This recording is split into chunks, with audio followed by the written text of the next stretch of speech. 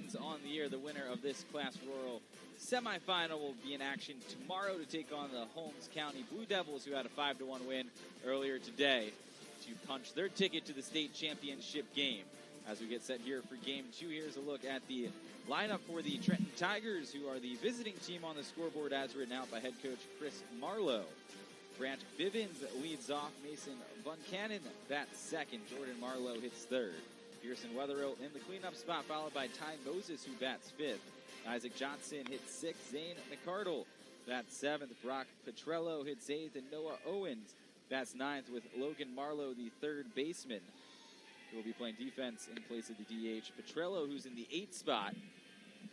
Chris Marlowe in his second year at the helm of this team. They have 113 stolen bases on the year, a big base running threat for them on the offensive side of the ball. 5 players with 10 or more steals and 3 with 20 or more. And here's the defense for the Lafayette Hornets, as written out by 12th year head coach Tim Hansen. The outfield left to right of Jordan Murphy, Tywin Williamson in center, Lathan Gerard, the right fielder, Garrett Taylor, the third baseman, Trevor Bird is the shortstop, with Hyatt Richardson, Noah Lamb on the right side of the infield, and Braden Richardson has catching duties here for the left-handed starting pitcher, Ethan Tootin. Tootin, an outstanding year, a 6-0 record. You see his numbers on the screen, 50 Ks and an 0.86 ERA. And your Thomas Game 2 is about to get underway. The wind and the pitch, as we are just a minute behind schedule at 1:01. We are underway. First pitch strike here to Brant Bivens. Yeah, pretty intriguing matchup. I mean, you covered it really well with base hit into left field off the bat of Bivens. And the pitcher is on the board here out of the leadoff spot as he connects on the base hit. As we're fast-paced action here, first pitch swinging, but Tootin on the hill with, we talked about the impressive numbers, 0.86 ERA, both these teams 24 wins, and you talked about 113 stolen bases for Trenton. Bivens had 21 of those over at first right now. What I wanted to say was, as much as Trenton, would love to run, you have Tootin, a left-hander on the mound, who is, historically, it's much more difficult to run off a left-handed hitter or a left-handed pitcher. And Tootin's a guy who's got pretty good velocity, good arm, and he may be able to keep that 113 stolen base, kind of season running game in check a little bit relative to, what Trenton's seen throughout the year. And, we might get a chance to look at that firsthand here. 2-0 pitch on the way home is upstairs for ball 3. The throw down to second base is nowhere near in time from Richardson to his brother Hyatt at second. It's a stolen base for Bivens. He's now tied for the team lead with 22 steals on the year. And stolen base number 22, and not shying away with the left-hander on the mound. 3-0 pitch as Tootin battles back. It's 3-1 now on the called strike to Mason Buncannon, the sophomore second baseman, who also stars on the basketball team for Trenton.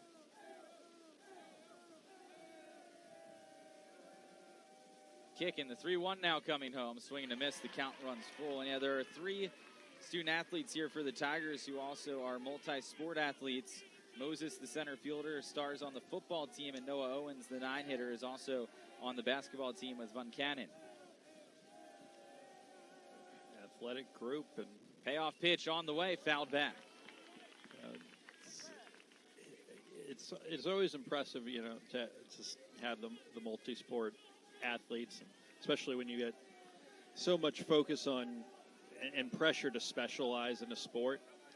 But it's really not a surprise when you see guys here, because they tend to be such great athletes, and it's no surprise that they, are excelling in other sports, and a reason why they've had so much success in baseball this season. Yeah, Tootin misses off the plate to Buncannon, sets up first and second for Jordan Marlowe.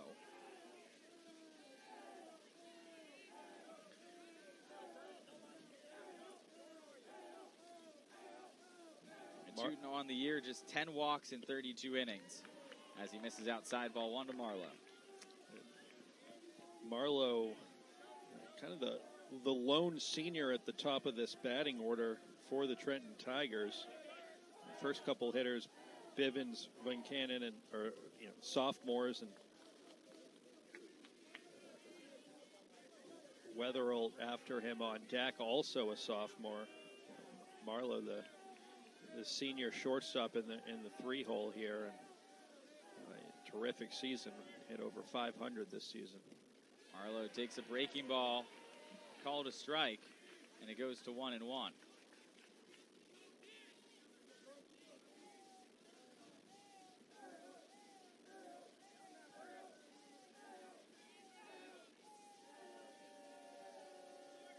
The kick and the 1-1 pitch on the way home. That's up and in. It goes to 2-1 here on Marlowe. Well, this Lafayette team on the defensive side of the ball right now has an 18-game win streak going. Their last loss in this season came on March 6th against these Trenton Tigers. It was a 6-0 loss in that game. That misses high. It's 3-1. These two teams have played each other twice already this year. They've split that season series a game apiece, as Lafayette won 4-2 on April the 10th in the second game of the season series. Now a decisive third game with a trip to the state championship game on the line. That's down low, ball 4, and 3 straight have reached. A single and a pair of walks has loaded the bases for Pearson Wetherill. It's a pretty unique spot to see teams meet at this juncture, having met twice during the regular season. Certainly rare. I mean, and two competitive games during the year, as you detailed. Two teams that know each other well. Not going to be a ton of surprises. Running game, and you guarantee both coaching staffs have scouted adequately. Charted guys at bats. They know where guys are comfortable, where they like to hit the ball, and you probably see some defensive alignments based on the fact that these teams know each other so well. Wetherill was a combined 2 for 7 in the two prior matchups between these two teams. Now time called is out comes the third base coach here for the Tigers. Trenton in their white uniforms with the orange accents, and the Hornets in their red tops, white pants here. So bases loaded, corners in, outfield straight away here against Wetherill. First pitch to him upstairs, ball 1. The command not there for Tootin, and it's a balk, and that must have been what the third base coach was out to talk about, that he didn't see Ethan Tootin coming set prior, and pointed it out to the umpire that, hey, when he does this, be alert for it. It's 1-0 here as Bivens crosses the plate on the balk.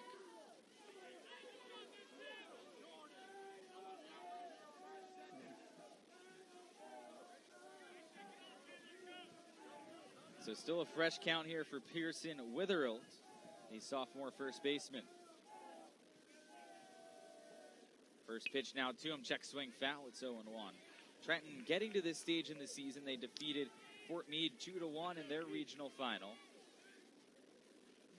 Lafayette also coming off a 2-1 win. Theirs was off of Union County in their regional.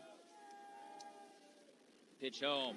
That is going to hit Wetherill, and the bases are loaded once again. 4 straight have reached here to start this game. A single, a pair of walks, and a hit batter brings up Ty Moses.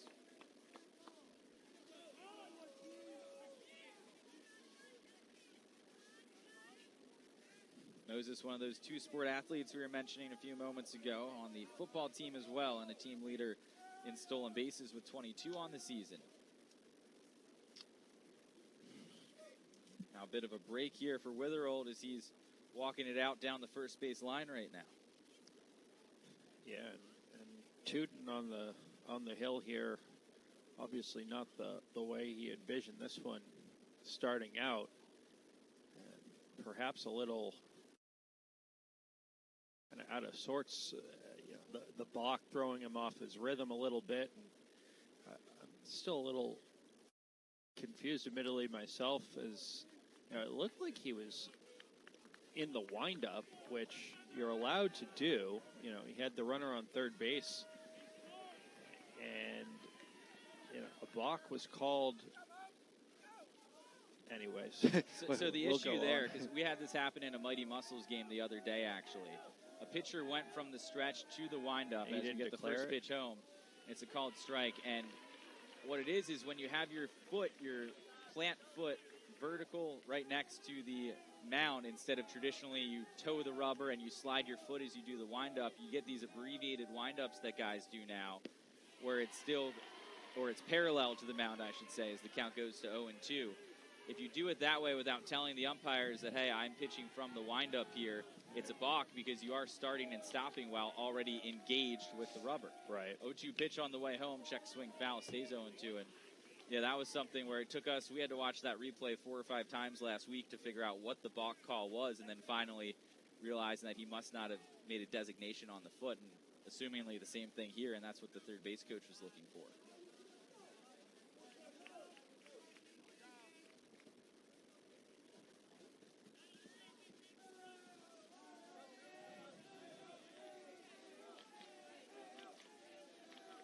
Shooting ahead 0-2. The kick and the pitch home is popped out of play. Good battle here from Moses, who had a nice day in the 6-0 Trenton win back in March, as he went 2 for 3 with an RBI and a run scored in that victory. And again, that was the last loss that this Lafayette team has faced 18 games ago now. Yeah. Quite a run. Another 0-2 is spoiled foul as Moses continues to battle at the plate. It's certainly not uncommon to see long winning streaks when a team gets to this point. As there's actually, historically there was a minimum winning streak you needed to get here. That has kind of gone out the window now that you have series, best of 3 series in the regionals. So to see these, a winning streak such as 18 coming in, it's likely to become, a bit more rare with this new format. Moses, 344 average on the year, 9 extra base hits, 6 of those doubles. 0-2 pitch on the way home, again spoiled foul. Nice job extending the at-bat here, battling 2 strikes, fouling a few pitches off here just to stay alive. Yeah, Moses has struck out in less than 10% of his plate appearances this year as he again fights it off.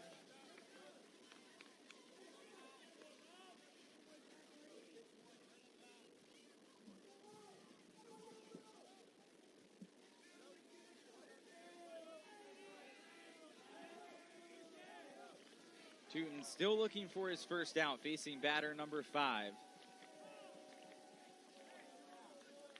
And he steps off here.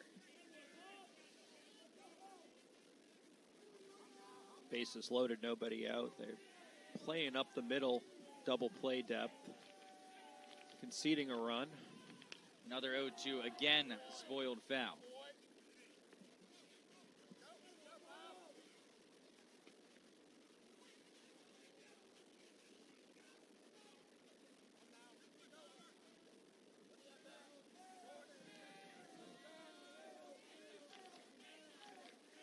Tootin staring in to get his signs from his catcher, Braden Richardson. The kick, the 0-2 again, line to right field, and that is slicing once again out of play.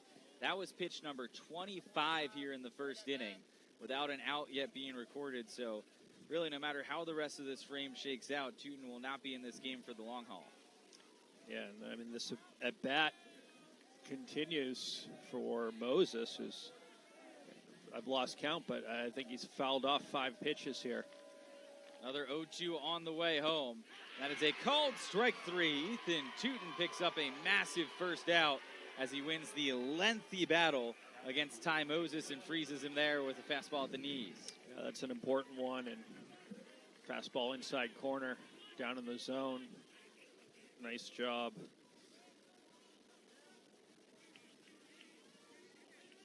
Brings up Isaac Johnson now.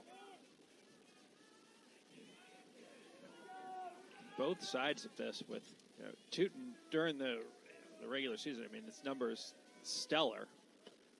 0.86 ERA. I mean, he's, given up less than a run per game, and certainly on the ropes a bit here, given the one run up already, bases loaded, nobody out, gets a big one there. But if you're Trenton, I mean, you're saying to yourselves, this is as good as an opportunity as we're likely to have the rest of the game. We need to cash this in, and they've plated a run already. But I mean, you're thinking 3 runs or more. Anything less, almost as a win for Lafayette. 1-1 on the way home. That's called a strike. It's 1-2, and in our first semifinal earlier today, all the scoring happened in the 4th inning, and it was a series of defensive miscues that ended up costing the Port St. Joe Tiger Sharks the game. They lost 5-1. All 5 runs were unearned, as this one is in the air, right field, slicing out of play. Yeah, they took a 1-0 lead in the top of the inning, and then coughed it up the bottom half of the frame, and that was all the scoring in the entire game came in that 4th, so you never know when that opportunity is going to be, and here right now it's the 1st inning for the Trenton Tigers. Yeah, that was a wild one. I think a lot of fans were in the ballpark and probably saw that one. As you mentioned, it occurred later in the ball game, and it was looking like Port St. Joe's, who perhaps the underdog on paper there, was possibly able to kind of pull off an upset. That had a 1-0 lead at the time, and they're about to, it looked like, get out of that bases loaded jam with the lead through the 4th, but unable to catch the very routine pop-up that just opened the floodgates, and a 5-run inning as Holmes County. That was all they would need. This one fouled away again by Isaac Johnson, who stays in a 1-2 hole. Now 30 pitches here for Teuton. You'd have to imagine the Hornets are already going to have some early action in their bullpen with their ace in trouble here in the 1st. Teuton did not pitch in either of the games where these two teams played each other in the regular season. Big opposite field shift by the outfield. The 1-2 pitch on the way. Holmes swing and a miss. And Johnson is down on strikes. Teuton with back-to-back Ks. And he's an out away from escaping this jam with minimal damage. Exactly what the doctor ordered for the Lafayette Hornets. Bases loaded, able to record 2 consecutive outs by strikeout.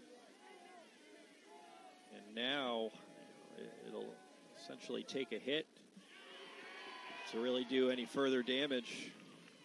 Zane McArdle takes the first pitch for a strike. Freshman catcher in an 0-1 hole. McArdle 1 for 4 in the win in March. Kicking the pitch home off the plate, 1-1.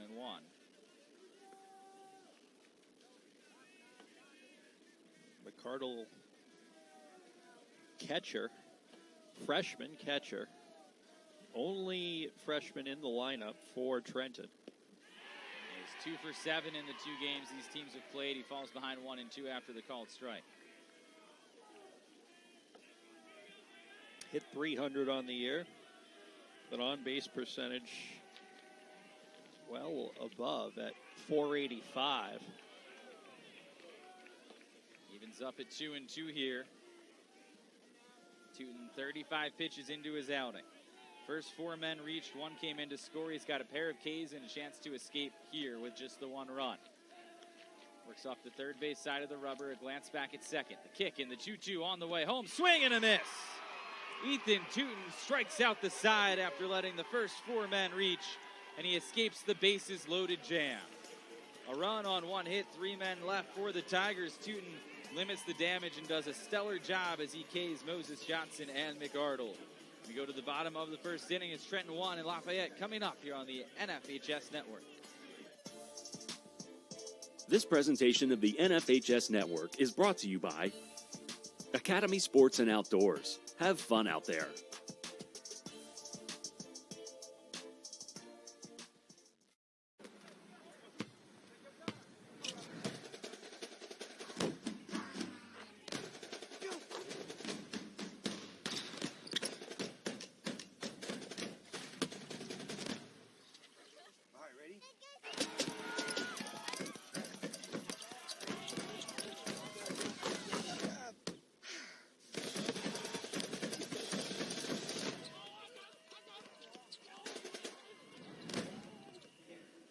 Bottom of the first inning between the Lafayette Hornets and the Trenton Tigers. Here's the lineup for the Hornets, written out by Tim Hansen, their 12th year head coach. Hyatt Richardson, the leadoff batter, followed by Braden Richardson, who bats second. Garrett Taylor hits third. Ethan Houghton, the pitcher, in the cleanup spot. Trevor Bird bats fifth. Noah Lamb is the sixth hitter, followed by Jordan Murphy, Lathan Gerard, and Tywin Williamson, who rounded out for the 24-2 Hornets on the year. And defensively for the Tigers, the outfield left to right of Johnson, Moses, and Owens, Logan Marlowe, and Jordan Marlowe on the left side of the infield. Lynn Cannon and Weatherill on the right side of the infield, and the freshman McCardle has catching duties here for Brant Bivens, who led off the game with a single and has already scored a run here in this contest. A look at his numbers on the year: a spotless win-loss record, ERA just north of 3, and a little over a strikeout per inning of work for Bivens. Yeah, 9-0, 15th appearance of the year. Opponents hit just .241 against him. He will have his work cut out for him with a potent Lafayette Hornets lineup.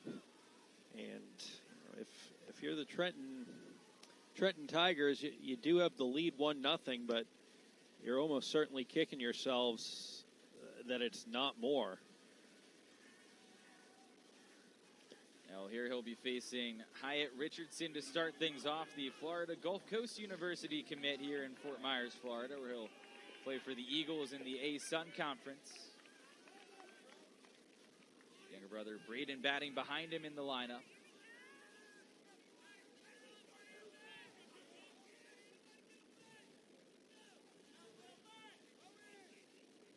Richardson was 1 for 2 in the loss on March 6th. Again, an 18-game win streak here for the Hornets.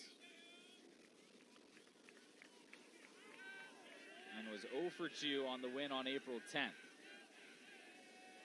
First pitch on the way home, and it's a breaking ball in there for a strike. 0-1 on Hyatt Richardson. First pitch curveball to start things off. Bivens. Back into the line. The pitch on the way. Swing and a miss. Chased off the plate. Awkward swing there by Richardson to fall behind 0-2. Back-to-back off speed to start the game. Bivens winds, fires, and makes quick work of Richardson. He's down on 3 pitches. Brant Bivens a strikeout to open his outing. 3 curveballs. Why not? Got the feel for it. Well located. Throws the first one over for the called strike, and then just kind of inches his way off towards, away, gets the chase, and then knowing that, he goes even further out to induce the swing and the miss at the pitch off the plate for strike 3, and pretty impressive feel for the curveball there to start things off. Now Braden Richardson, the batter, .274 average. He's behind 0-1, and Braden has walked more than he's struck out this year, 16 walks to 13 strikeouts. As he evens it up here, 1-1, and the same can be said for his brother Hyatt, who had 11 walks to 10 strikeouts on the year before that strikeout to start the game. As he falls behind here, 1-2 on Braden Richardson. It's always a positive when you get that walks to strikeout ratio positive. Count evens up here on the catcher. Curveball off the plate. Above 1, and obviously it becomes tougher to do that the higher up you go in baseball, but pitch home is a tapper off the foot of Braden Richardson. As he hobbles around the plate, it's still 2-2. Yeah, Hyatt, who just struck out to start the game, that was his 100th plate appearance of the season, and just his 11th strikeout, a .471 average for him. That was not what you would expect, as Brant Bivens struck him out on 3 pitches, and based on that matchup, power versus power. 2-2 on the way home. That bounces in. Count runs full. Yeah, Hyatt Richardson. I mean, he's the guy that they're hoping. They rely on to kind of get things going at the top of the order. He'll get a few more opportunities here today, that's for sure. But Well, the payoff missed down low, and it's a walk to Braden Richardson to put a base runner aboard for Garrett Taylor now. Taylor, a .321 average on the year. Team leading 11 doubles on the season. And 13 total extra base hits. Yeah, those 11 doubles, 13 extra base hits helped him slug .538 for the Hornets.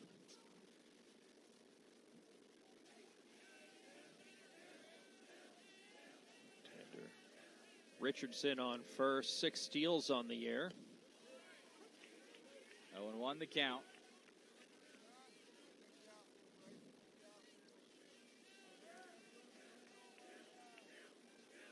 And Taylor 0 for 4 in the 2 prior matchups between these teams.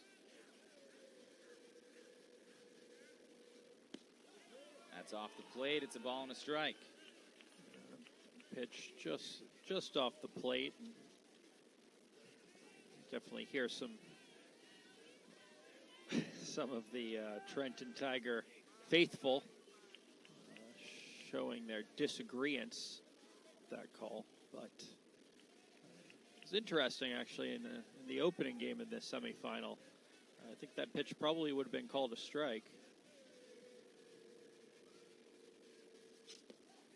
And there's a called strike to make it 1-2. But no surprise, every umpire has their own zone, and all you're looking for is consistency. And we certainly had that in game 1. And hopefully we don't have any. Hopefully the umpires are not center point of any discussions throughout the week. Bivens, another check at first on Braden Richardson, who dives back in.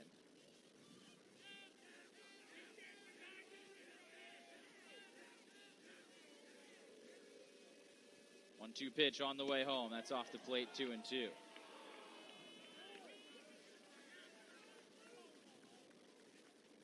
Pretty good spot there by Bivens, who just picked up the fastball on the outside corner and tries to go back there again and see if he can get a little bit more.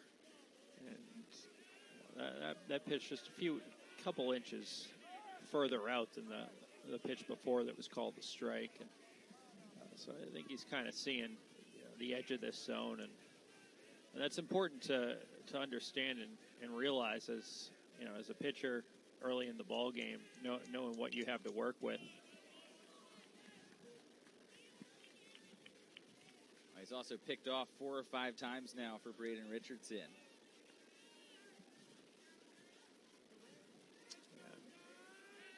You get a little bit more concerned about them taking off with 2 strikes on the hitter. 2-2 pitch on the way home, grounded to first, foul.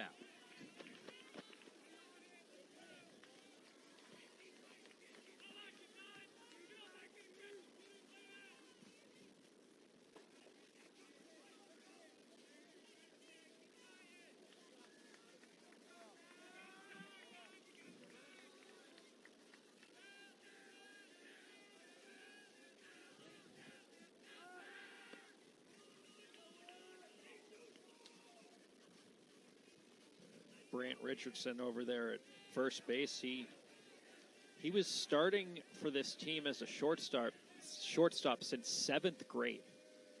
2-2 bounces in. Count runs full here on Taylor. So starting on varsity as we would assume 13, 14 years old.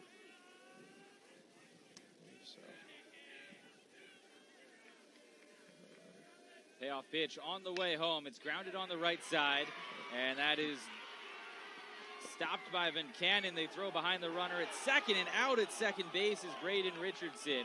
It looked like he got the hand back in from up here. It's an infield single for Garrett Taylor, but then Richardson out as he tried to scamper back to second. Van Cannon, an excellent diving stop to keep that on the infield and eventually retire the lead runner. Well, terrific play to get to that, and then heads up, throws behind the runner, knowing he doesn't have any play, and he may have been in there. Nonetheless, a stellar play, and realizing he doesn't have any shot to get an out at first, and he might be able to pick off Richardson with an aggressive turn, and that's exactly what happened. Whether or not he got back into second base safely, that's another discussion. But a fine play by the second baseman nonetheless. Oh, Ethan Tootin takes down low for ball one. And I beg your pardon. I think I said Richardson had been starting for a shortstop since 7th grade. That's Brant Bivens on the mound, who's been starting as a shortstop since the 7th grade. So he's had a lot of experience here. Well, now they're going to have a meeting on the mound with Bivens. Coaching staff didn't like what they saw there. Last couple of offerings as he falls behind 2-0 to Tootin.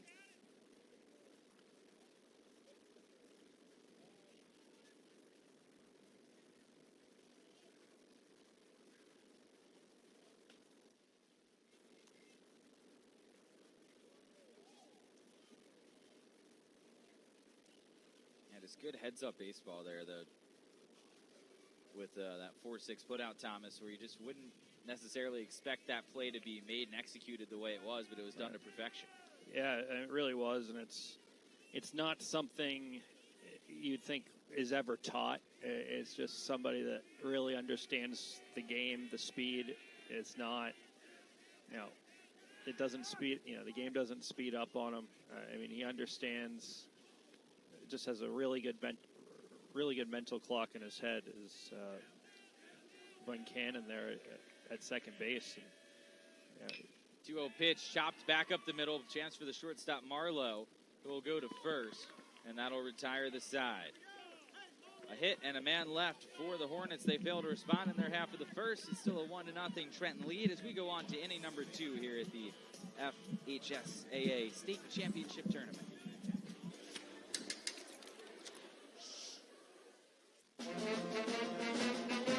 Hey, conductor, how about something new? You played this last year. Come on, get your head out of your sacks. Shh, we're trying to hear. Well, I'm sick and tired of hearing your kid play the wrong notes. Where's my kid solo? At least you can see your kid. Why is my kid stuck way in the back? The conductor only plays his favorite.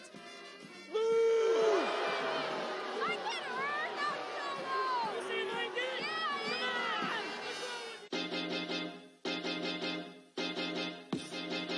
High school sports fans, relive your favorite moments. Just click the shopping cart below the video player to get your digital copy today.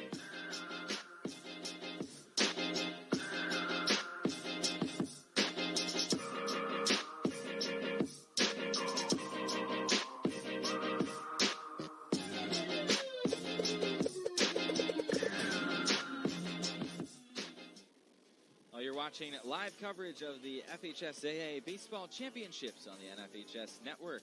NFHSnetwork.com/FHSAA is your destination for the most comprehensive coverage of Florida high school playoff action. 1-0 lead here for the Trenton Tigers in our second rural semifinal here, with the winner going on to play the championship game tomorrow, as it will be 8-9-1. Brock Petrello, Noah Owens, and Brant Bivens here against Ethan Tootin, who threw 37 pitches to retire the side in the first, and then made the final out in the bottom of the frame at the plate. Limited the damage to just one run as he gets ahead 0-1. First 4 reached against him, and then he struck out 3 straight hitters to escape that jam in what really was a best-case scenario. Yeah, you can't speak to how important getting out of that inning with just the one run was for Lafayette, as they got their work cut out for them on the other side. This one fouled away. It stays 0-2 here on Brock Petrello.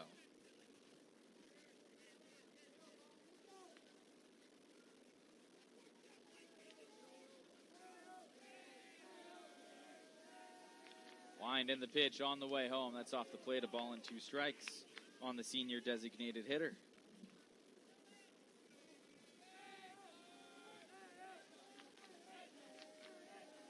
One-two pitch now. Swing and a miss. That's 4 straight strikeouts for Ethan Tootin, who has found his groove on the mound. Yeah, he's starting to settle in, and you started to see it towards the end of last inning as he elevates the fastball nicely there, and no chance for Petrello. And that's now 4 strikeouts in a row for the left-hander. Now Noah Owens, the sophomore right fielder, takes a strike 0-1. Owens, the third of those multi-sport athletes here with the Tigers. He's also on the basketball team for Trenton. That one misses inside, a ball and a strike now.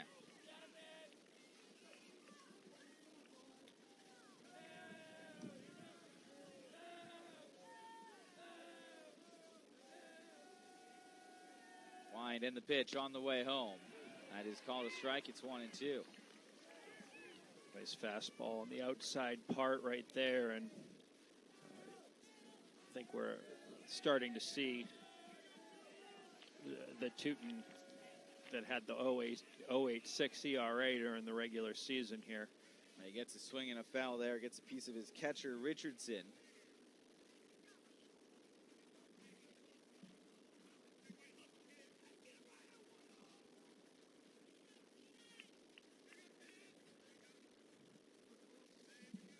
Owen's not your typical 9-hitter. Offensive numbers impressive. Hit .333 on the year, on base percentage just under 400. He's down on strikes here. That's the 5th straight strikeout for Ethan Teuton, who is rolling on the mound now. 5 in a row, and picking up steam. Throws another fastball by a Trenton Tiger.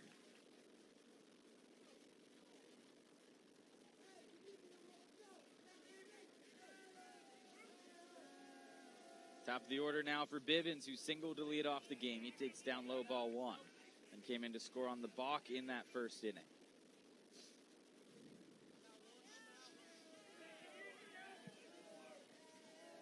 .1-0 pitch on the way home from Teuton. Hot shot to short, couple of hops for Bird. He tosses over, and it's a 1-2-3 inning. 6 in a row retired by Ethan Teuton. Another pair of strikeouts for him, but he gets Bivens here. It is a clean second inning, a nice bounce-back frame from Teuton. And we head to the bottom of the second. Trenton still leading Lafayette 1-0.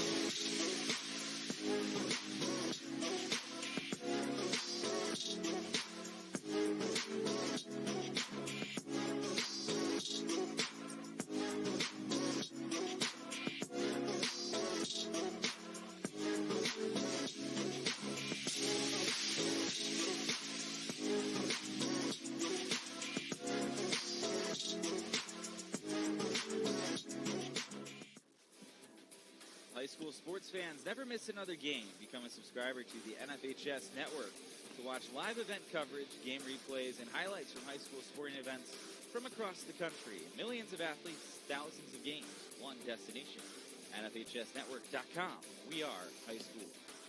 Second of our 24 games here at the Lee Health Sports Complex, the spring training home of the Minnesota Twins and the summer home of the Fort Myers Mighty Muscles, and the home of this championship tournament for the next 7 days here in beautiful Fort Myers.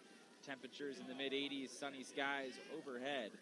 As we get set for the bottom of the second inning, Trevor Bird, Noah Lamb, and Jordan Murphy to bat for the Hornets. No shortage of teams call this place home throughout the season.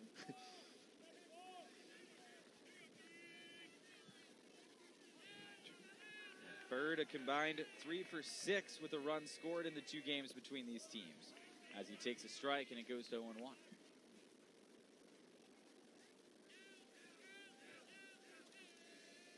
Bivens into the wind. He kicks, fires home, and misses a hair low on that one to even the count at 1-1.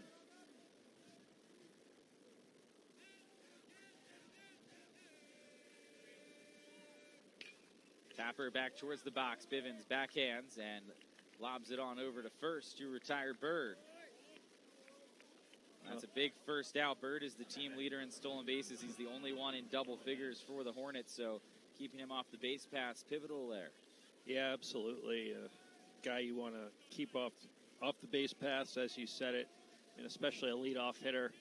He gets on, it's almost certainly going to turn into a double. And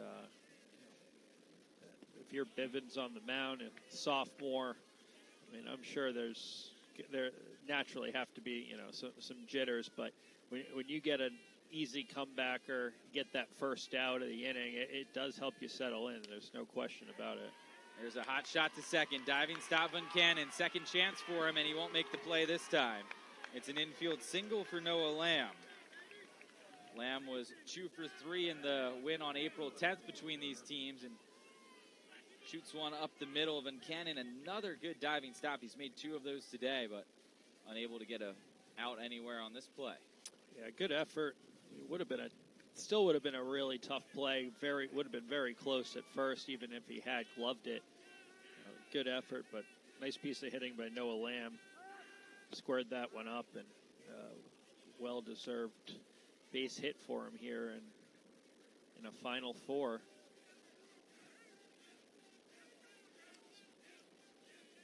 Not a huge threat to steal, at least as far as bases go, but won't need to. That one is down the left field line off the bat of Jordan Murphy. On his way into third is Lamb. He'll hold up there, and it's a double for Murphy. The throw gets away, but not too far. And the tying run 90 feet away. The go-ahead run also in scoring position now, as 2 straight have reached, and it'll bring Lathan Gerard to the plate. Well, Jordan Murphy turns on this, and I believe the third baseman in to begin with. I'm not sure he has the play on that anyways, but with him drawn in, maybe protecting the bunt, sack bunt, no chance, and that ball's by him before he could even get the glove down. Infield in now. Yeah, infield in for the Tigers. Is tapped right back to Bivens. And Gerard is retired and just able to hold his foot on the bag as Wetherill. Not a great throw over there from Bivens, but a key second out comes on just 1 pitch now. And the inning rests on Tywin Williamson now. Yeah, a lot going on here. I mean, you got, on one hand, you got the double that sets them up second and third, 1 out, and all this momentum. But no sooner an easy comeback or next pitch, and now it's kind of shifted back here. If you're Trenton, you're thinking you're 1 batter away here. If you can just settle down and get the 9-hitter. You're out of this inning. And Williams 0 for 6 in the 2 games prior as he falls behind 1-1. Or it evens at 1-1, excuse me.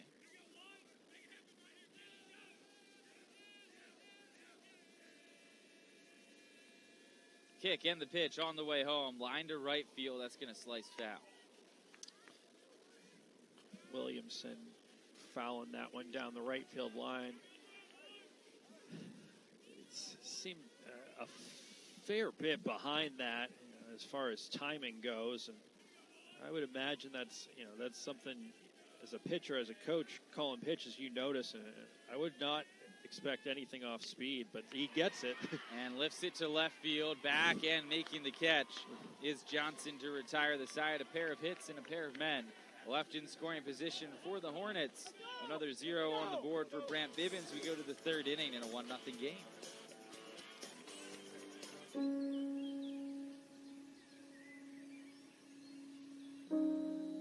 This high school gym used to be packed most nights. Not anymore. Do you know why? Because bad behavior by fans, especially adults, has caused a shortage of game officials across the country. You see, without officials, we can't have sports. Don't let this become reality. It's time for a change. Let's bench bad behavior for good.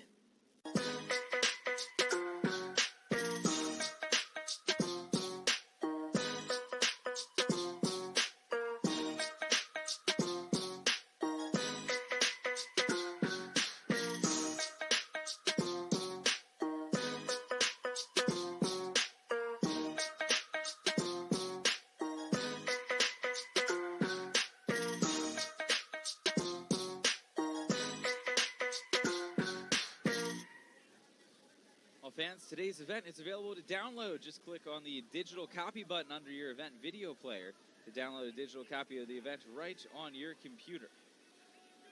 Part of the NFHS network here, game 2 of 24. And the state championship semifinals and championship games.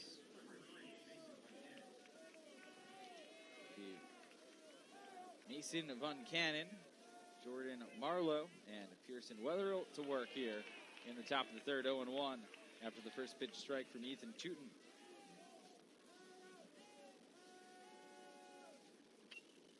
Swing and a foul, it's 0-2.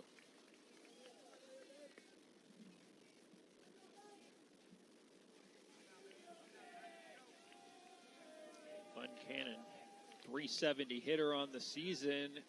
And he bloops this one into shallow left field.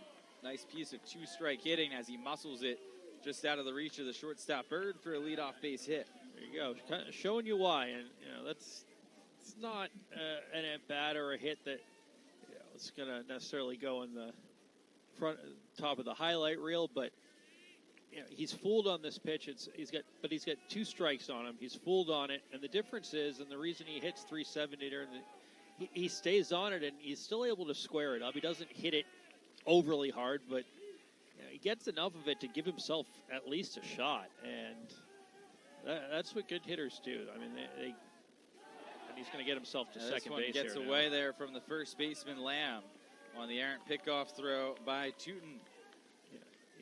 So many times, good hitters tend to get a lot of what end up being called cheap hits with 2 strikes, but guess what?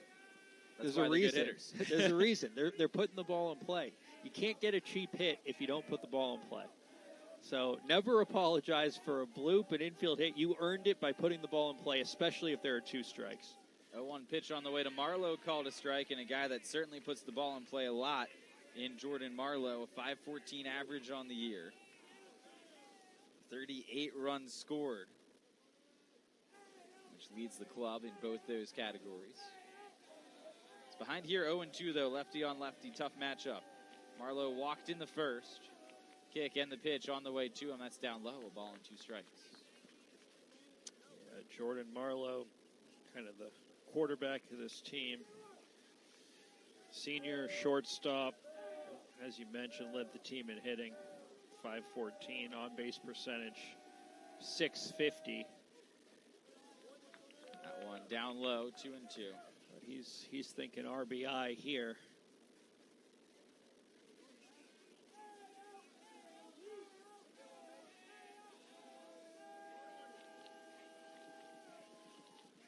Pitch home is a called strike 3, and Marlowe is down looking for out number 1.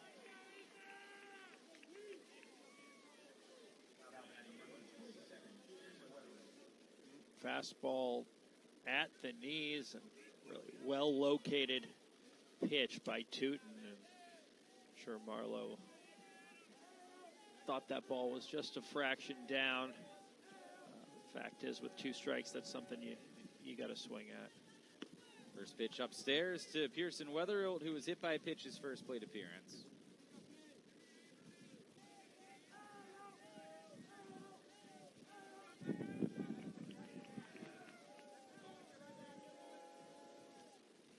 Pitch home.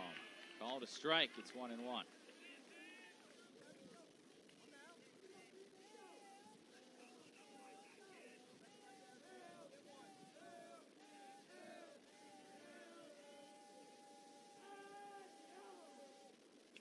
Fouled away. Goes to 1-2.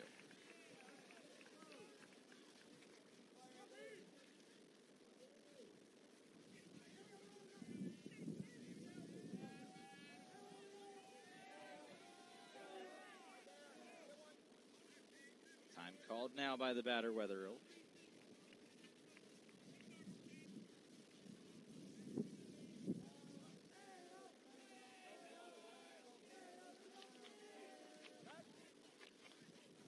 Disengages here, would like a new baseball. Or just wants to call time and chat things over with Richardson instead. The way he was waving his left hand around, I thought he was trying to get a new ball. Just asking for time.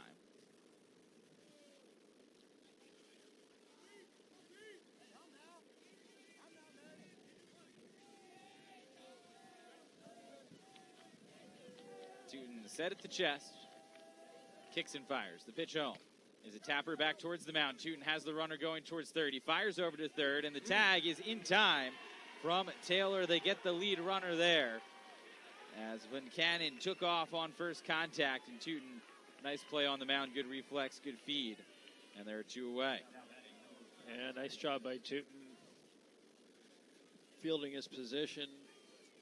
Checks on the runner, and probably a little surprised. A closer play than probably thought it was going to be at third base. It looked like that left foot may have gotten in there. Should be the second time as this one's in and out of the mid of Richardson to the backstop, and whether it will take second, there's actually a play. Remarkable that Richardson even got the throw off there on the pass ball.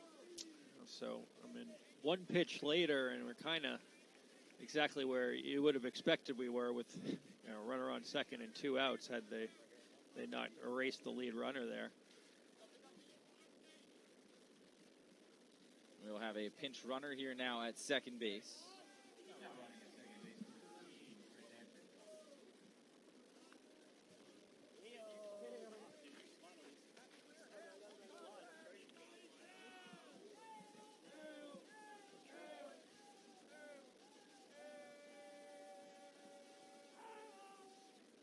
Pitch is chopped to short. Up with it is Bird. The throw to first in time to retire Ty Moses on the side. A hit and a man left for the Tigers in their half of the third. We go to the bottom of the third in a 1-0 game.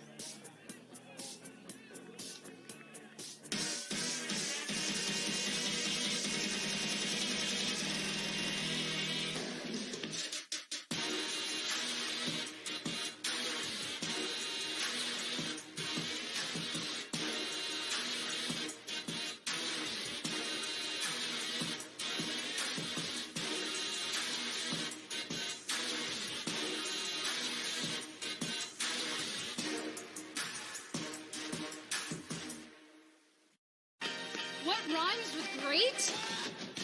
Participate. Where does greatness start? Here, in the classroom. On the stage. In the pool. On the field. Where will your greatness take you? To better grades. To more friends. Yeah! Be great. Participate.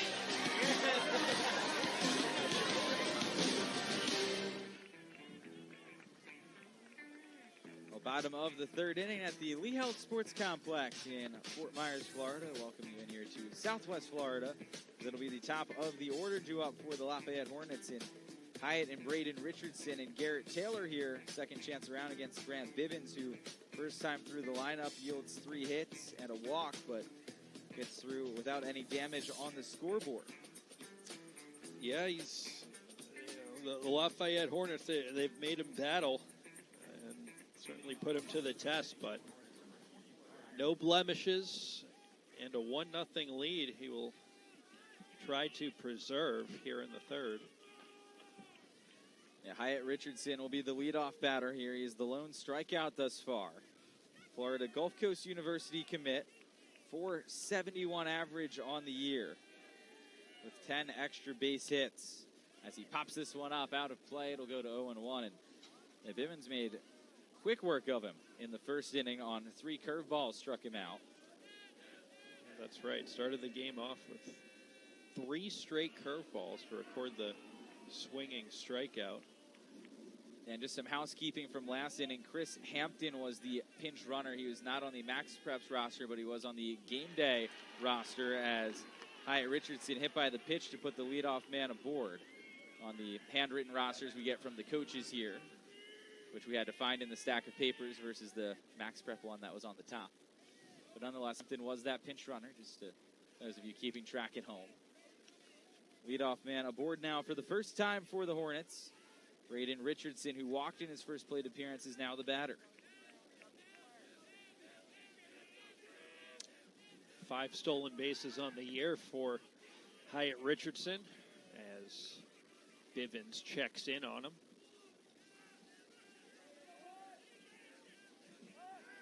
Another check, and Richardson back in on his feet. Was barely a step and a half off the bag there.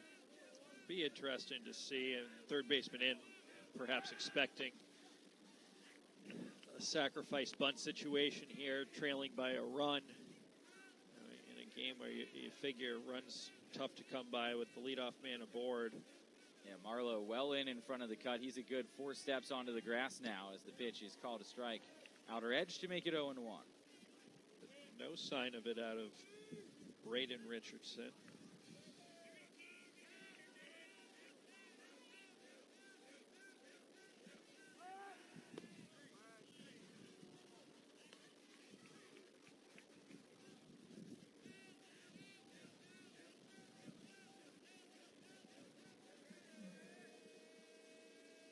One pitch on the way, bunted foul. It's 0-2. Well, the sac bunt now put on in the 0-1 count, and I mean he showed no sign of squaring around on the first pitch where he took strike one, which it's confusing to me. I'm not quite sure. Perhaps the sac bunt was on. He missed it. I don't know, but I don't know why it wouldn't be on all the way through the at-bat.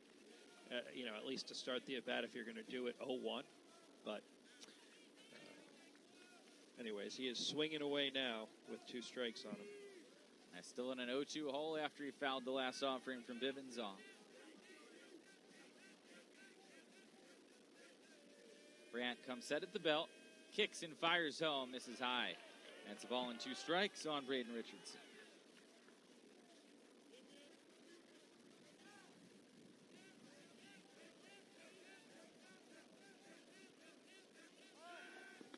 Another check on Hyatt at first, who again is in safely. Smaller lead there. Wasn't even really set all the way off the bag yet. 1-2 pitch coming home. There's a ground ball to third. Marlowe to second for Wanda Van Cannon, over to first, and the relay is not in time.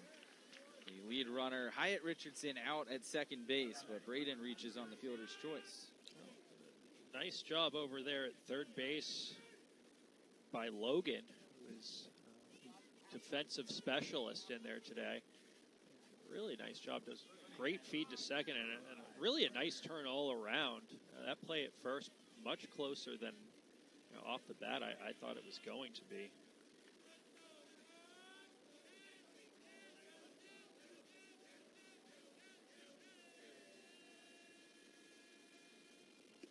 First pitch off the plate, 1-0 on Garrett Taylor. Infield single his first time up.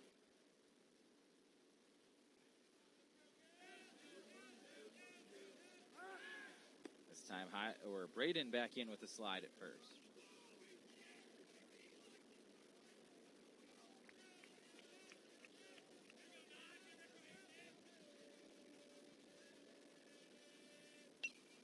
Swinging a foul, it goes to 1-1.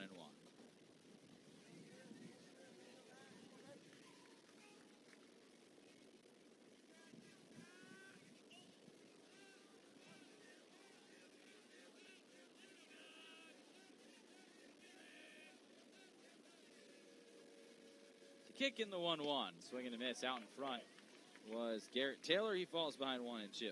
Looked like a changeup there. Really well executed. Outside corner. Getting the lefty Taylor to swing right through it.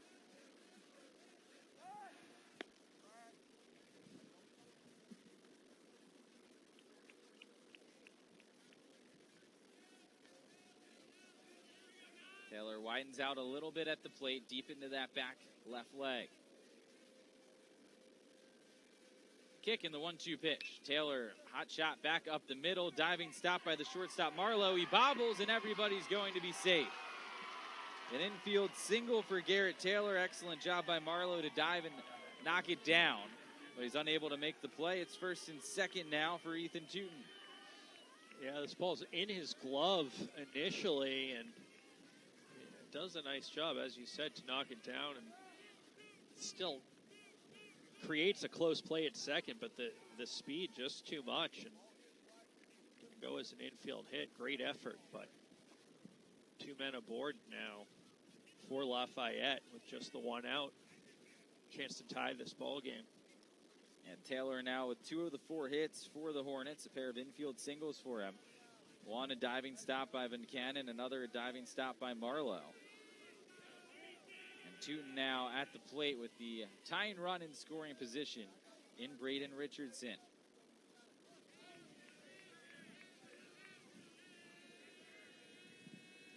First pitch on the way home. Tootin pops it up. That'll get out of play. It's 0-1.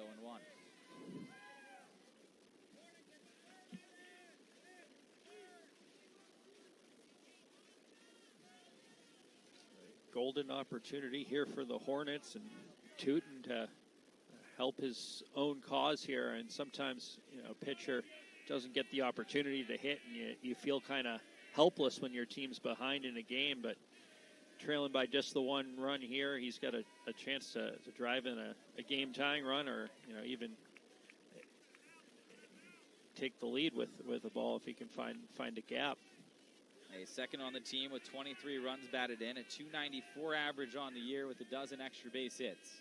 Behind here 0-2, the kick and the pitch on the way. Tapper back under the glove of Bivens, but to second base for 1, over to first for another. That worked out as Marlowe turns a 6-3 double play to retire the side. A hit, a man left for Lafayette. We go to the 4th inning, still 1-0 here on the NFHS Network.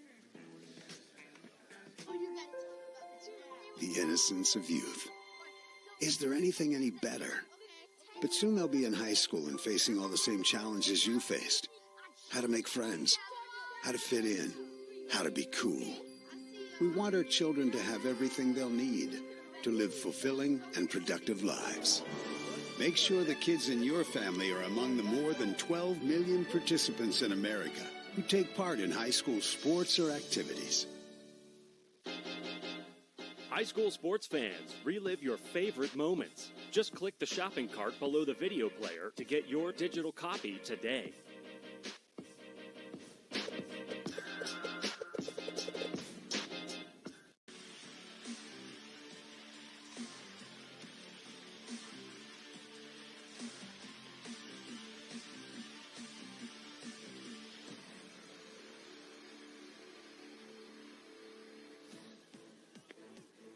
There, one of our teams playing on later this afternoon. We have 2 more games here. It's a 4-game slate here on day 1 of the NFHS high school presentation here on our network for the state championship tournament. We've got a 4 and a 7 o'clock game later on today as we have the 1A semifinals going on after these rural semis wrap up here in the next hour or so.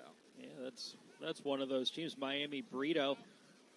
They're getting ready for the 4 o'clock game. Actually, they're playing St. John's Country Day. And following them in the 1A, if you're just a massive fan of baseball, you got Orangewood Christian and a local Fort Myers team, the Canterbury Cougars. That follows the 4 p.m., 4 and 7 p.m. So 2 more baseball games here in Fort Myers. First pitch on the way home from Tootin to get things started. And it's called a strike. 0-1 here on Isaac Johnson.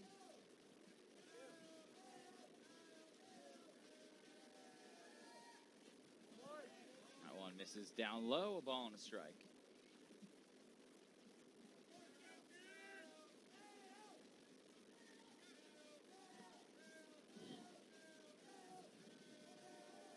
Kick and the pitch on the way home. Called a strike. It's 1-2.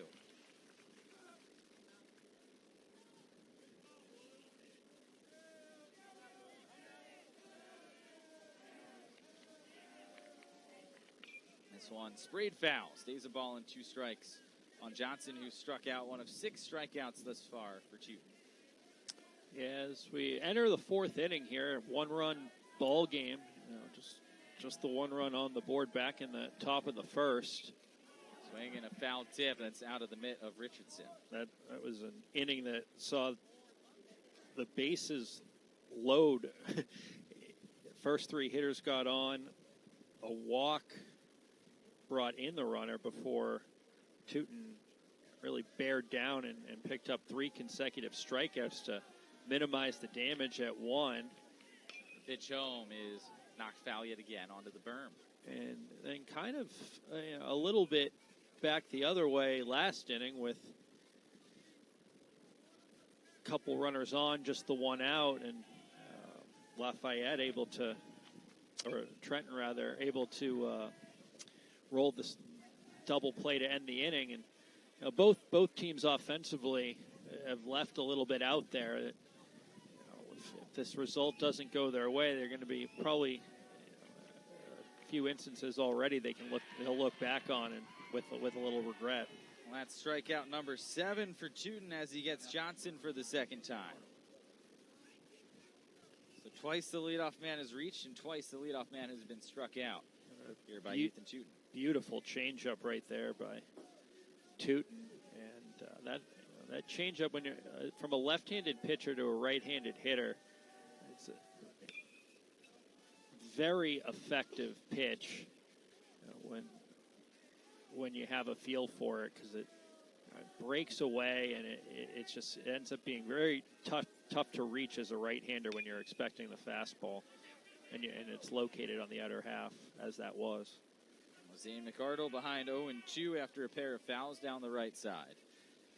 McArdle also struck out in his first plate appearance against Tootin, who, facing the 6-hitter down in this lineup, has all strikeouts on the scorecard. 0-2 pitch on the way home. That's a called strike 3. Make it 8 strikeouts for Tootin as he continues that trend against the bottom half of this lineup. 8 total Ks, and 6 of them have come from the 6th spot down. Yeah, dots the inside corner there, and McArdle thought it was a little bit further in than the home plate umpire. Nice pitch by Tootin. And Brock Petrello falls behind 0-1. He, of course, a strikeout victim, swinging back in the second inning. Tootin winds, fires, the 0-1 home. Called a strike, it's quickly 0-2.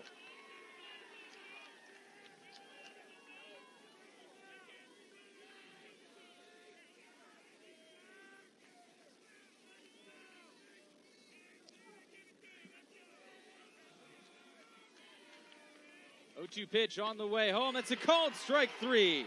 Tootin strikes out the side in the 4th. 9 strikeouts through 4 solid innings for Ethan Tootin. And for the second time in this game, he has struck out the side. We go to the bottom of the 4th inning. Trenton still leads Lafayette 1-0. 1-0.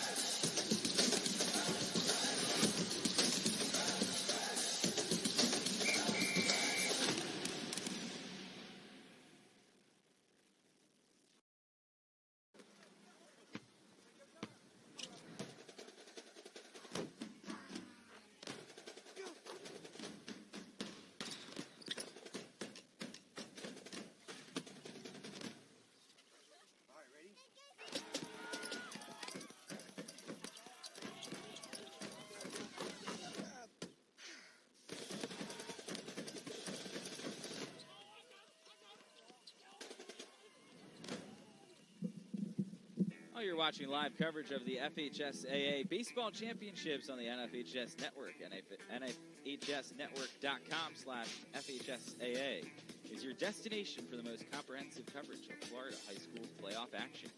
1-0 lead here for the Trenton Tigers in our second of our Class Rural Baseball semifinals here. Winner goes on to play Holmes County, the Blue Devils, at 4 o'clock tomorrow afternoon for their state championship. That'll be our first of 8 champions that we'll have crowned over the course of the next week here at the Lee Health Sports Complex. Trevor Bird, Noah Lamb, Jordan Murphy to bat here, home half of the 4th. Bird 0 for 1. Grounded out on a comebacker his first time up, and here he works himself ahead 1-0. Bivens out for inning number 4. He scattered 4 hits through the first 3 frames, but has kept these Hornets off the board as it goes to 1-1 on the breaking ball.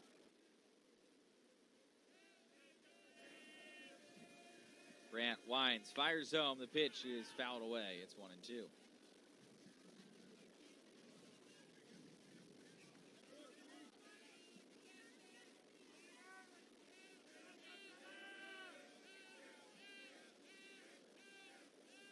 Trevor Bird here at the plate. He's a threat to run and cause some havoc on the bases if he can get on. So pretty, I mean, every leadoff hitter is important, but magnified a bit when you have the speed currently in the batter's box. Breaking ball off the plate. Count runs full.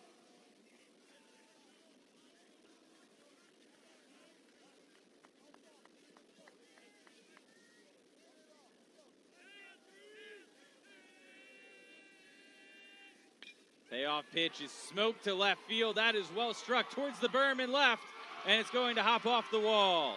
On his way to second base is Bird. He'll pull up there and now takes off for third as the relay throw was off target.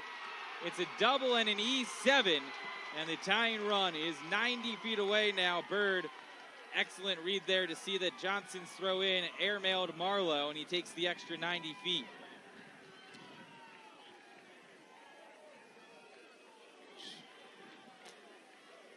Another look here as Bird just all over it. This ball, warning track, one hops the wall. That ball probably a home run in a lot of ballparks they played in this year, but probably most all of them. He'll take the double and scoot up to third with the overthrow, and as you said, very heads up to advance a crucial extra 90 feet here with nobody out, and golden opportunity to tie this ball game. Infield in defensively. Noah Lamb behind 0-1. He had an infield single his first time up. He waves and misses there at the breaking ball to fall behind 0-2. And of course, major league dimensions here at spring training ballpark. 405 to center, 330 down the lines. 0-2 on the way. Swing and a miss. Down on strikes is Lamb. Second strikeout for Bivens. It's his first since Hyatt Richardson, who was the first batter he faced. And this is a really nice sequence and execution by Bivens right there. If you noticed on the second strike in that at bat, pretty uncompetitive swing by Lamb on the curveball, and notices that, and then goes right back to it, buries one out of the zone, and Lamb chases it. So, I mean, just really well recognized and executed by Bivens on the mound. That one skips in. It goes to 1-1 here on Jordan Murphy, who had a double on a ground ball down the third base line his first time up. Now Bivens a trip and a half through the lineup in between strikeouts, but bears down when needed. 1-1 the count now on Murphy. Kick and the pitch home. This is in the air to left field. That'll get the run in, maybe more. Johnson back, and he can't make the catch. In from third is Bird. We're tied up at 1. It's the second double of the game for Jordan Murphy, and it's a 1-1 ball game here in the bottom of the fourth. Murphy delivers again.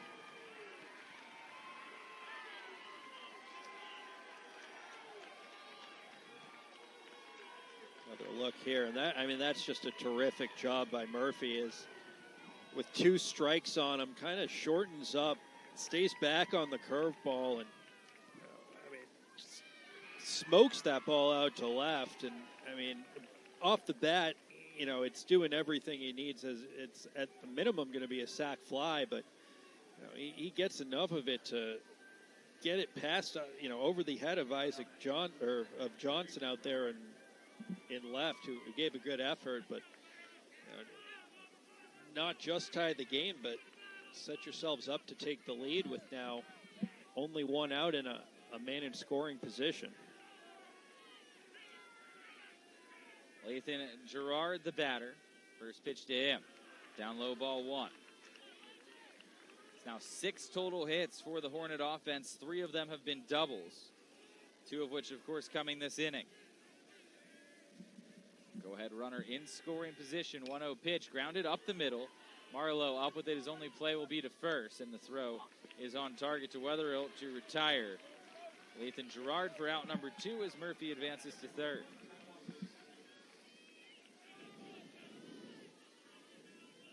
Nice play by the shortstop. Marlowe, the senior Marlowe. It's an all-left Marlowe side of the infield for the Trenton Tigers. As Logan Marlowe, not in the batting lineup today, but playing third base.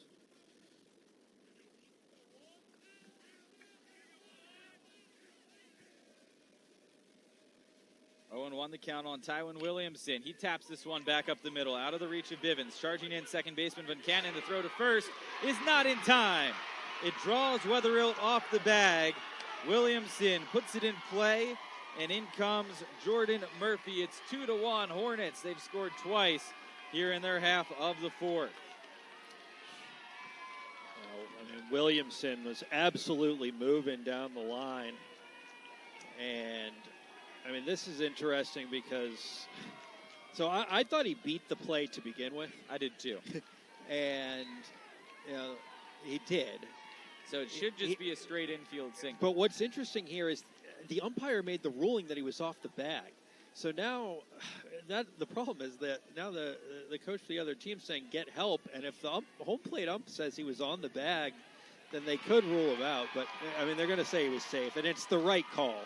I mean, he beat the play to begin with, and you know, off the bat, once that ball cleared the pitcher's head, you knew it was going to be a tough play. And I mean, give Van Cannon credit at second base. He made a terrific play to give him a chance, but the speed just too much from Williamson, and I mean, that's a massive infield hit to pick up the RBI and give his team the lead here.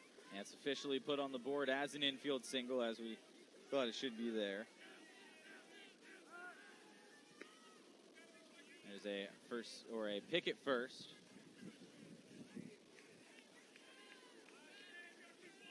Hyatt Richardson behind 0-1.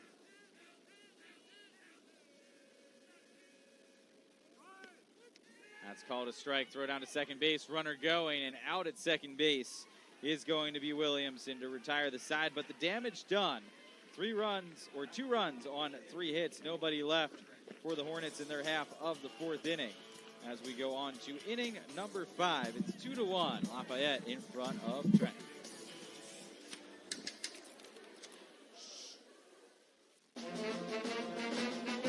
Hey, conductor, how about something new? You played this last year. Come on, get your head out of your sacks. Shh, we're trying to hear. Well, I'm sick and tired of hearing your kid play the wrong notes. Where's my kid solo? At least you can see your kid. Why is my kid stuck way in the back? The conductor only plays his favorite. My kid heard that solo. You saying I did?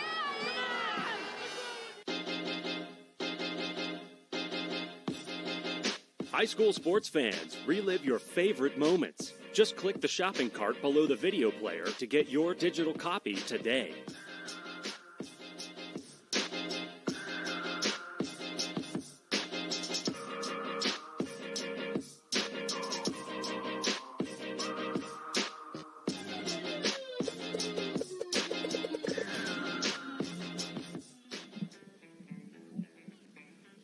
Back here in Fort Myers, which is a long journey for both of these teams. A 320-mile trip from Mayo, where the Hornets call home, is about 5 hours away, and then a 221-mile drive from Trenton, Florida, which, although nearly 100 miles in difference, only about a 15-minute difference as far as the time of journey here from those two places. Takes about 4:45 to get to Trenton and the 5 hours to Mayo. Though Mayo a good 100 miles further away here from Hammond Stadium. Destination, Fort Myers. Noah Owens falls behind 0-1.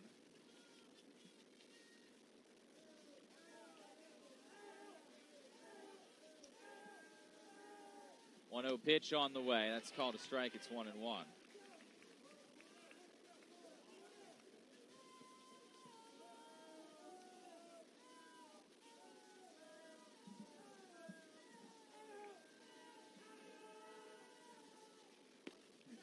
Off the plate here. 2-1 the count now on Owens. Squaring around early there. The 1-1 count. Almost kind of a slash type approach, you might think. Now goes 2-2 on the call strike.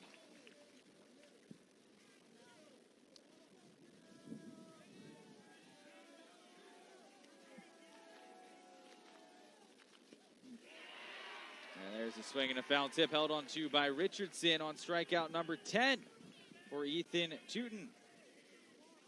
That is now 4 straight strikeouts, and the 6th spot down in the lineup has struck out in every plate appearance the first 2 times through the lineup.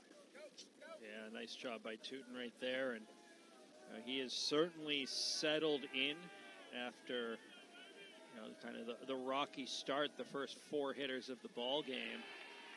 And we said it at the time that if the Hornets were, or if the Tigers were unable to really take advantage of that beyond just the 1 run. Bivin sends this one to deep center, backpedaling Williamson. He'll make the catch for out number 2. Nice swing there by Bivens, but Williamson covers a lot of ground out there and had that one in his back pocket.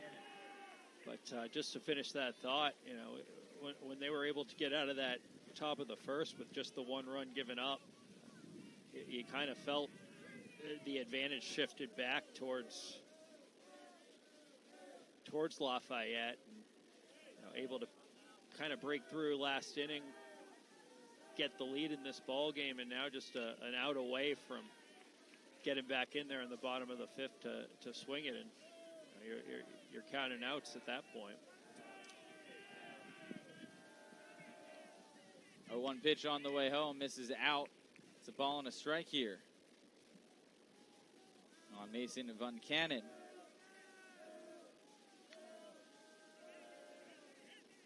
And he swings and misses. 1-2 now the count.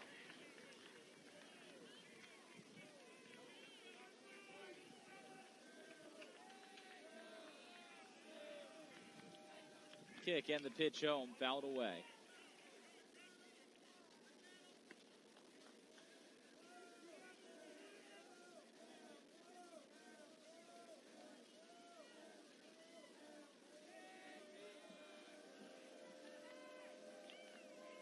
Tootin into the wind. He delivers home. Breaking ball called strike 3.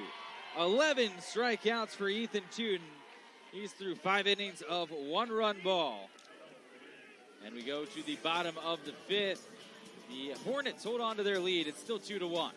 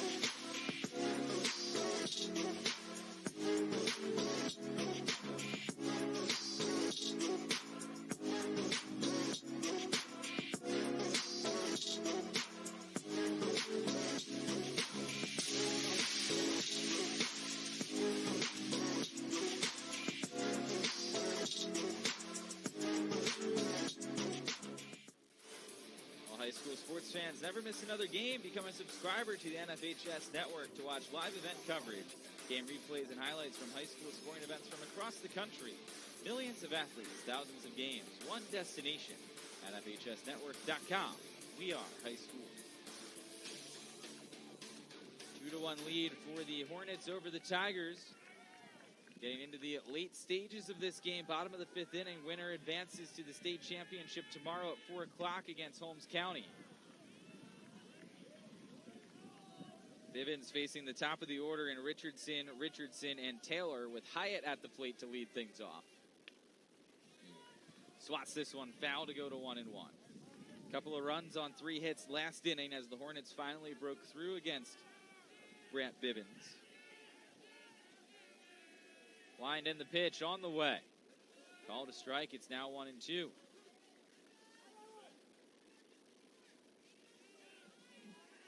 Yeah, able to pick up those 2 runs last inning. Incredibly important runs, obviously, to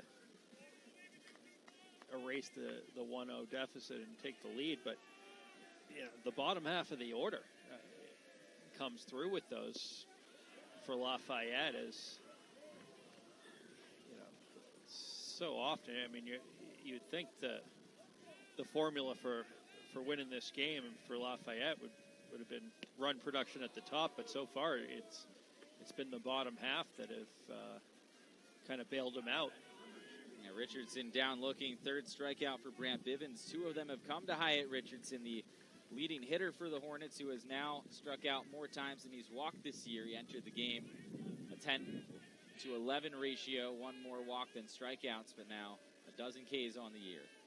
First pitch misses down low. Braden Richardson, you can assume that if he averages a strikeout essentially every other game of the season, it's likely his first multi-strikeout game of the year. Yeah, it probably is.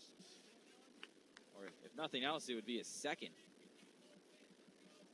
We, of course, don't have those game-by-game stats available, but 10 Ks in your team's 28th game of the year. Breaking ball called a strike. It's 1-2. Braden 0 for 1, a walk and a fielder's choice.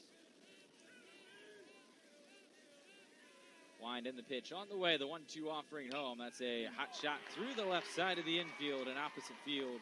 Base hit for Braden Richardson. That is base hit number 8 on the day for the Hornet offense. Yeah, really nice swing from Braden Richardson right there. Left-hander just shoots that through the 5-6 hole, squares it up, takes it right back where it came from the right-handed arm, and stole 6 bases on the year. Did they just put a courtesy runner in for him? Yes, they did. Trevor Mars takes over on first base.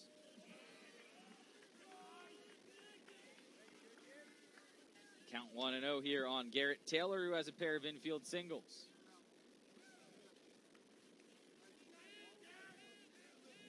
Richardson, who was pinch ran for, he has pretty decent speed. More so a courtesy runner to give him a break. It's hot out there. Yeah, you care more about what he does behind the plate next inning than exactly anything that could be happening on the base paths here. There's a grounder through the right side of the infield. Back-to-back hits from Richardson and Taylor. On his way to third is the pinch runner Mars. He'll get in safely with a head-first slide. And Garrett Taylor is now 3 for 3.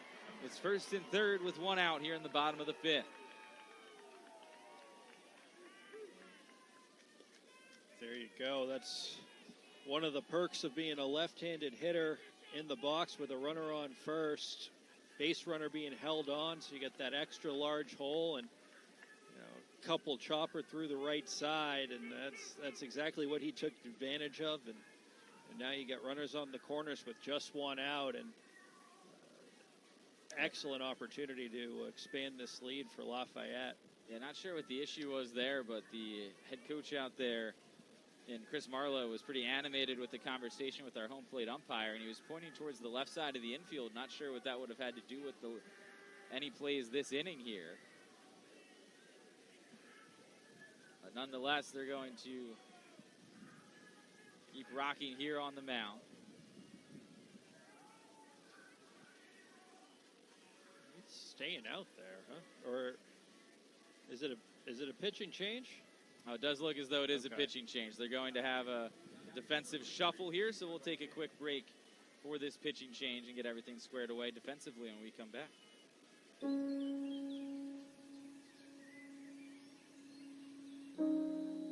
This high school gym used to be packed most nights. Not anymore. Do you know why? Because bad behavior by fans, especially adults, has caused a shortage of game officials across the country. You see, without officials, we can't have sports. Don't let this become reality. It's time for a change. Let's bench bad behavior for good.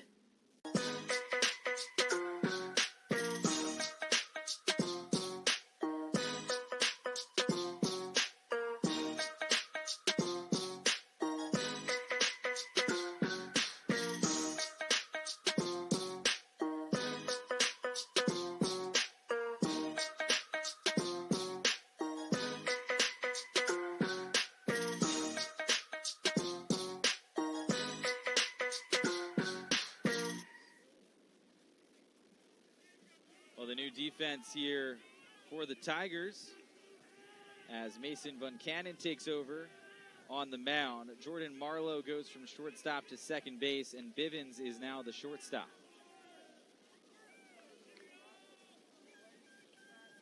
This little high school shuffle for you. So it's Ethan Tootin at the plate, 0 for 2, a pair of groundouts, one of them a double play ball. Takes off the plate for ball one. First and third, one out. His team leading by one. The pitcher would love to give himself an insurance run here. Yeah, and similar back in the third, Tootin. This one is rocked to right field off the bat of Tootin, and that is going to hop off the base of the wall.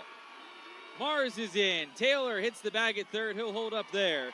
It's an RBI double for Ethan Tootin as he greets Buncannon to the mound with an RBI base hit off the base of the wall in right field. It's 3-1 Hornets. There you go. That ball was absolutely smoked. Reaching the wall in the air. Goodness. RBI double. Open up a 3-1 lead, and they're looking for more with just one out. Runners on second and third. They will get a little more speed at second base with a courtesy runner. Intentionally walk Trevor Bird here to load the bases. The runner at second base, Dawson Cannon, as the courtesy for the pitcher.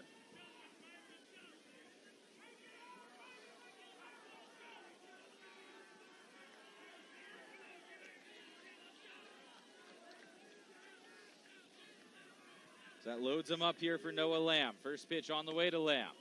This is high, ball one. Buncannon on the year, 13 appearances, a 9-2 record, a 2.66 ERA, 67 strikeouts, and 52 innings of work. Lamb 1 for 2 in this game with an infield single. That's upstairs. It goes to 2-0 with nowhere to put him. Taylor, Cannon, and Bird around the bases. One run already in for Lafayette.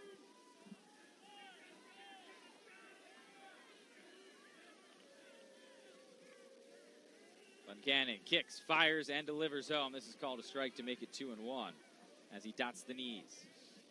Yeah, important pitch there, obviously.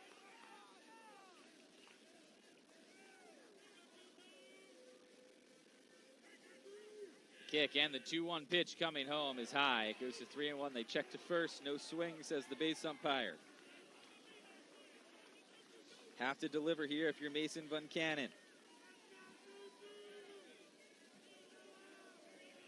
10 hits on the day for the Hornet offense. And that's going to miss inside, ball 4. That walks in a run. The intentional walk to Bird comes back to bite the Tigers as Garrett Taylor will cross the plate. It is 4-1 now. Yeah, he's just having trouble spotting the fastball. Left a couple pitches up that last at bat.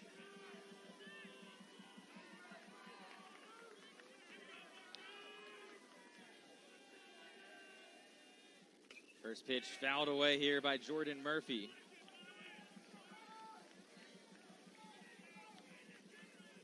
Hot bat in the box, pair of doubles, Jordan Murphy.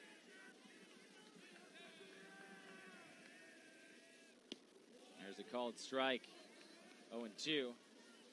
back in the second inning, doubled down the third base line, and then in the fourth, an RBI double down the left field line.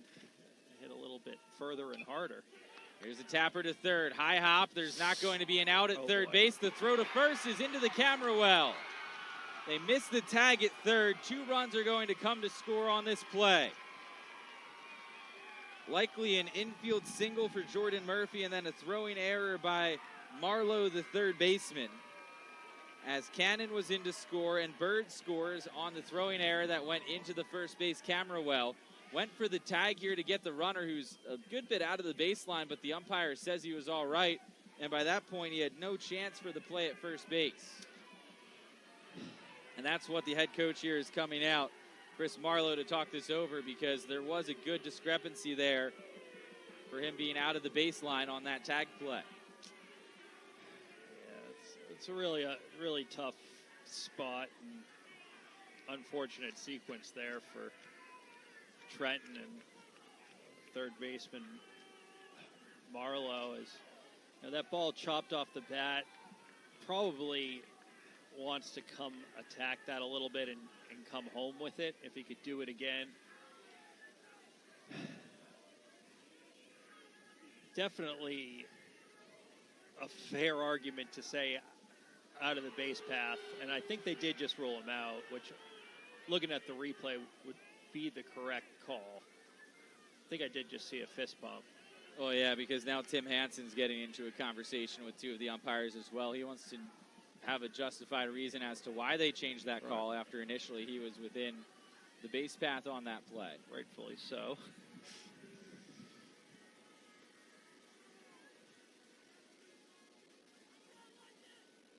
Yeah, you know, the thing that is really difficult in all of this, you know, assuming that they do rule him out there.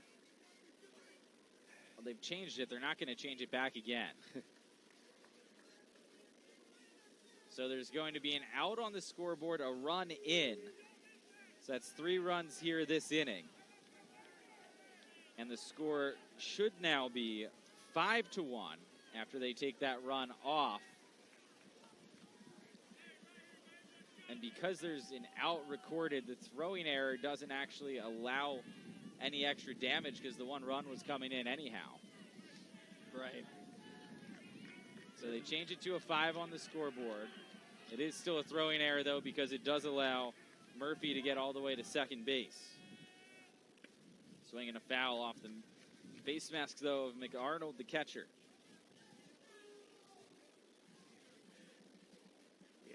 Right. Yeah, both runners move up on the throw and error, but it's, again, I think if he could, it goes down as fielder's choice E5, so they can't have it be a hit now.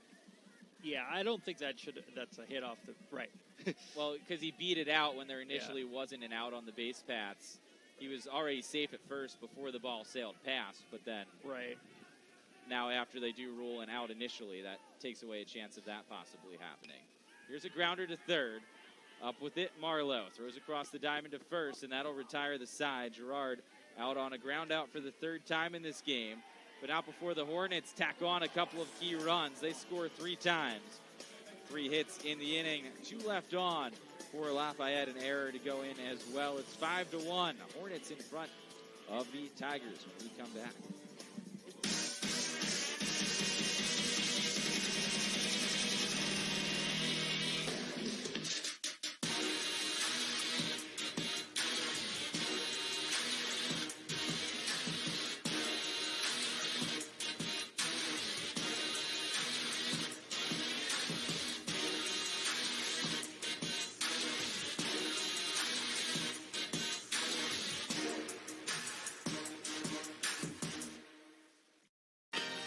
Rhymes with great?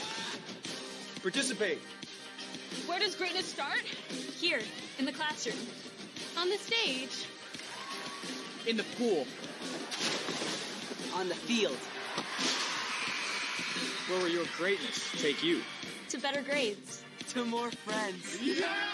Be great. Participate.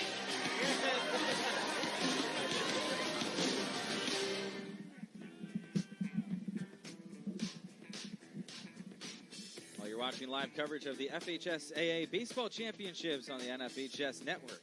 NFHSnetwork.com/FHSAA is your destination for the most comprehensive coverage of Florida high school playoff action. Top of the 6th inning. Part of the order, 3, 4, and 5 due up for the Tigers. Jordan Marlowe, Pearson Weatherill, and Ty Moses against the left-hander Ethan Tootin, who remains in this game with 11 strikeouts through 5 innings of work. First 4 batters reached against him in the 4th, and he has been nothing short of dominant since as he gets ahead 0-1. Yes, sir. Absolutely has been. Marlowe ropes this one into the right center gap, and that gets down. It's cut off by Williamson, but a leadoff base hit for the first time since the 3rd inning. It's the 3rd time now that there's been a leadoff knock for the Trenton Tigers, who need to chip away here in the 6th inning, trailing by 4. Yeah, nice swing by the senior Marlowe. A good piece of that and a tough matchup for him today. He's done a nice job, been on base a couple times with the walk and now the hit. 1 for 2, and a tough matchup against Tootin, the left-hander, and give him credit, but Tootin is just, after shaking off the cobwebs in the 1st, has just been stellar, getting ahead of hitters, really locating all 3 pitches we've seen from him: fastball, curveball, changeup, really anywhere he wants to. Weatherill to head 1-0. The pitch is off the plate. 2 balls, no strikes on the first baseman. Hit by a pitch and a fielder's choice.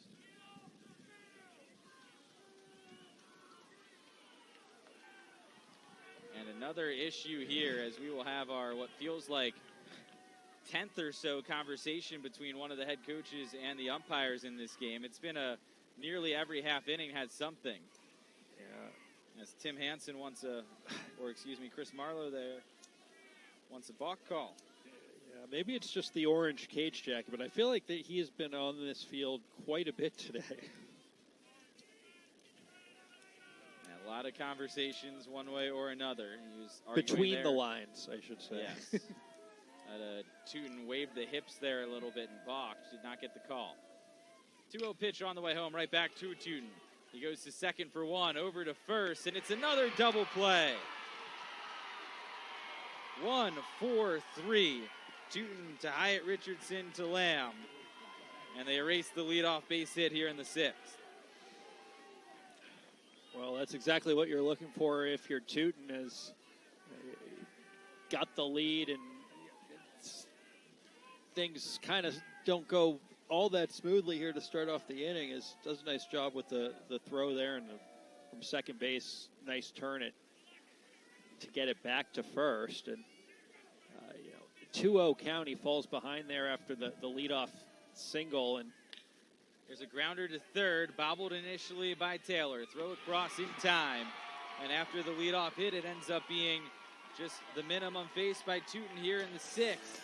We go to the bottom of the 6th inning here on the NFHS Network. It's still 5-1. Lafayette in front of Trenton. The innocence of youth. Is there anything any better? But soon they'll be in high school and facing all the same challenges you faced. How to make friends, how to fit in, how to be cool. We want our children to have everything they'll need to live fulfilling and productive lives.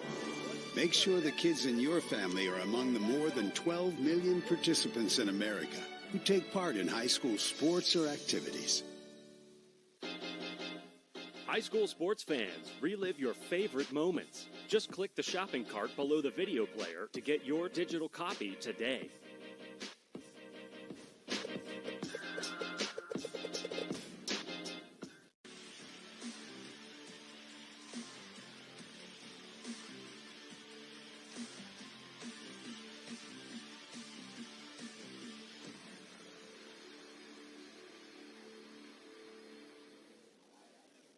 Bottom of the 6th inning. It's 9-1 and 2 due up for the Hornets. Williamson, Hyatt, and Braden Richardson to bat here, looking to tack on a couple extra insurance runs, leading this game 5-1. 10 hits for the Hornets, 3 for the Tigers, who have scattered those 3 hits and have been held off the board since the top of the 1st.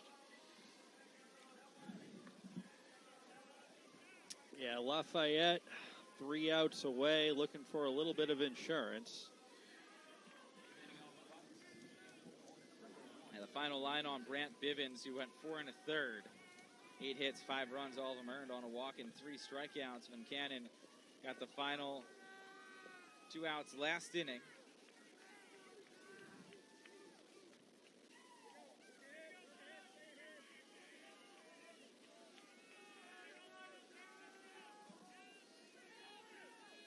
Williamson 1 for 2, an RBI infield single his last time up in the 4th. He bunts, pushes it foul, first base side, 0-1. Yeah, that ball Williamson beat out in the 4th, kind of sneakily the key at bat in this game, it felt like. I mean, a 1-1 ball game at the time, 2 outs with the runner on third, just the little chopper over the pitcher's head, and he booked it down the line and just beat the play to get that pivotal second run and give the Hornets the lead, and they able to tack on the 3 more the following inning, and that was a big-time play in this ball game, and the loudest the stadium had been to that point.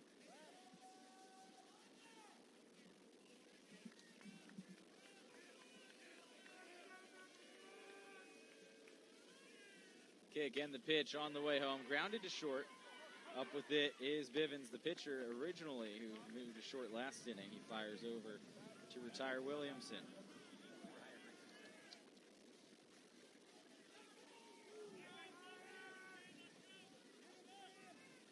Well, here's another opportunity for Hyatt Richardson, and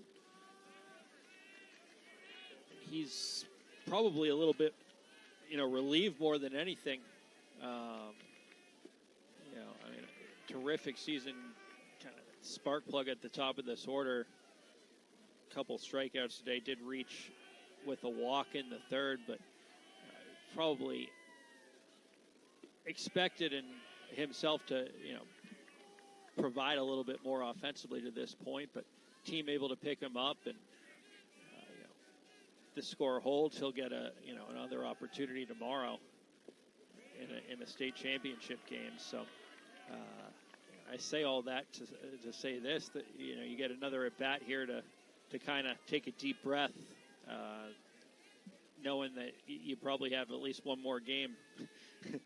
3-0 pitch is in there for a strike. It's 3-1. In your career, as I believe he's a senior, although we don't have the class years, but he is committed to Florida Gulf Coast University. Payoff pitch on the way home is a tapper foul.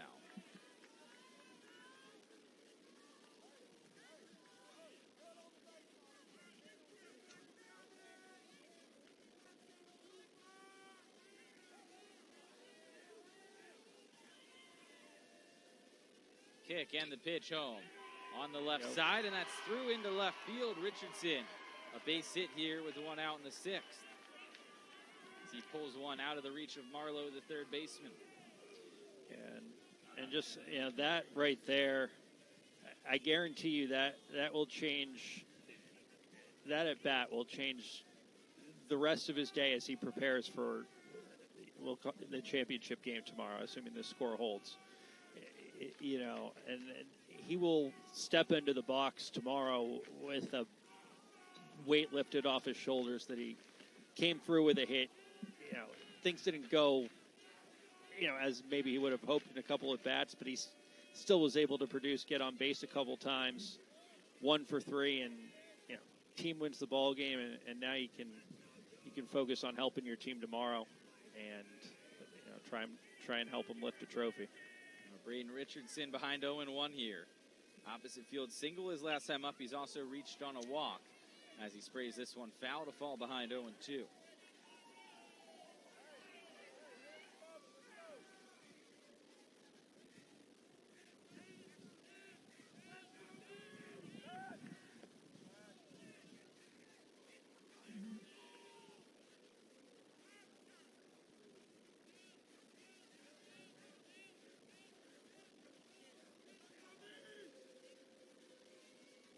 Oh-2 pitch on the way upstairs. Breaking ball doesn't come back. It's 1-2 on Braden.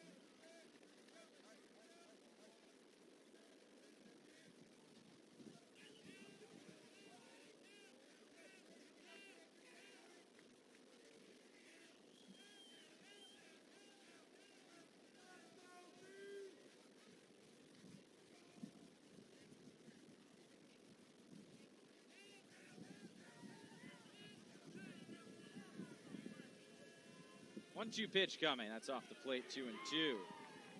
Evens it up here on the catcher.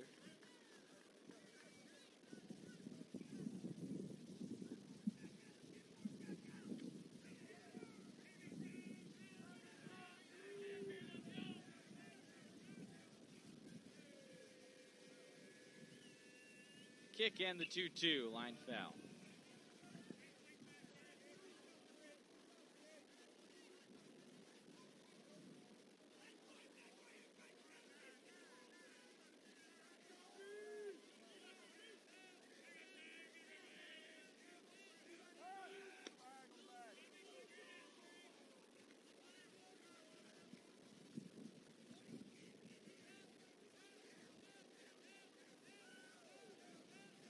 Another pick at first, again in safely Hyatt Richardson.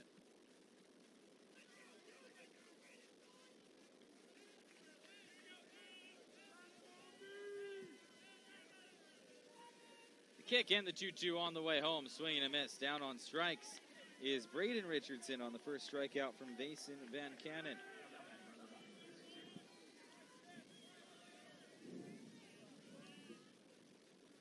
That brings up Garrett Taylor, who has had a fine day at the plate. He's 3 for 3 with a run scored. He's hit the ball on the ground all 3 times. 2 infield singles and 1 that made its way through the right side his last time up. While 1 missing up and away, it's 1-0. Yeah, you don't necessarily expect to raise your batting average going up against top arms in a Final Four, best in the state, but Garrett Taylor defied the odds here with a 3 for 3 performance. He works himself ahead here, 2-0 with Ethan Tootin on deck, who had a booming double his last time up. 2 outs, runner at first. Taylor would love to pass the baton off to Tootin, who waits.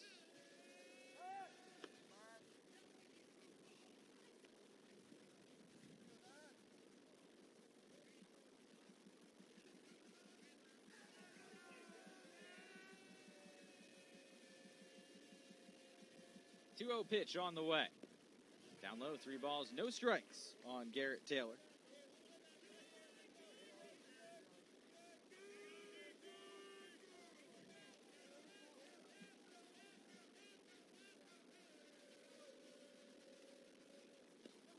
That's a called strike. Dots the knees on the outside part of the plate to move it to 3-1.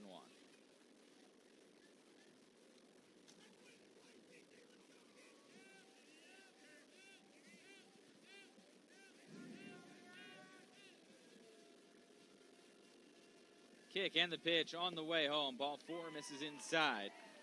That moves Richardson into scoring position. It's the 3rd walk issued by Van Cannon. And he'll bring Tootin to the plate.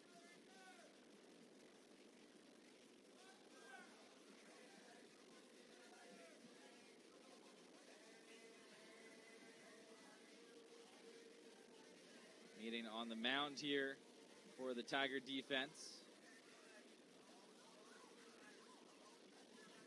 Ethan Tootin, a couple of ground balls his first 2 times up, and then bashed one off the base of the right field wall his last time up for an RBI double. Yeah, that was the hardest ball we've seen hit in this ball game. It's a long way to hit one off the wall in the air.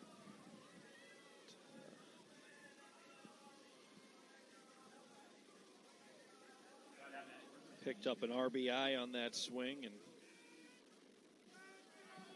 I'm sure that one felt pretty good for him after his previous at bat. You know, he had runners on first and second, and didn't go his way. Grounded into the inning-ending double play, and but that is all forgotten, a distant memory at this point. Slashes that one foul to fall behind 0-1.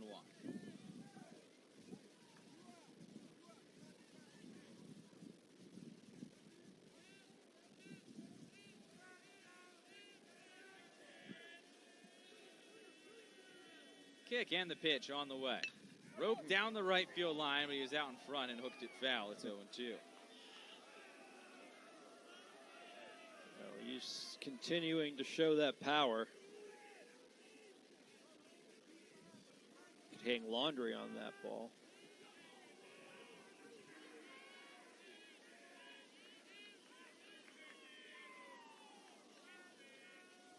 Cannon stares in to get his signs from McArdle. Comes set. And the 0-2. In the air to center field, ranging over Moses into the left center gap.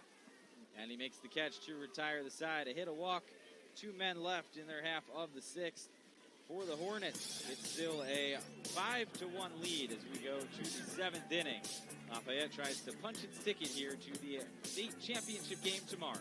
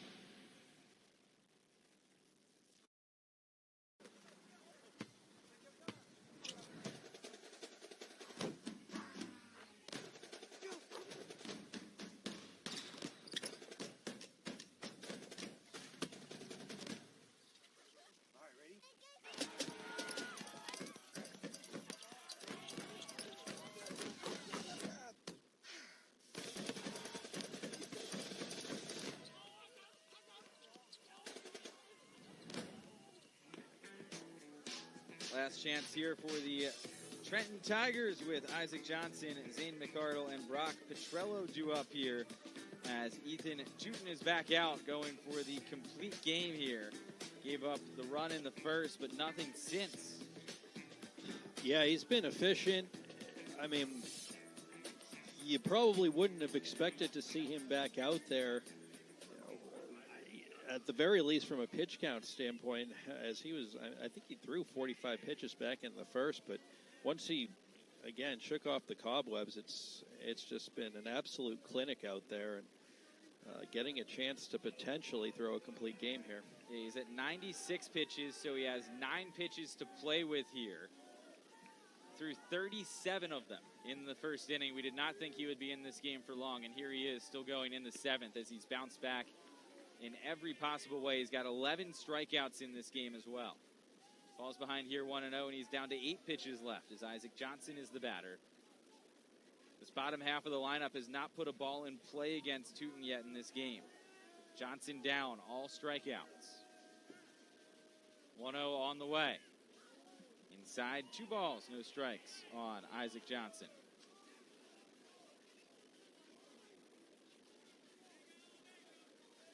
Yeah, 8 of the 11 punch-outs have come from the 6th spot to the end of the lineup.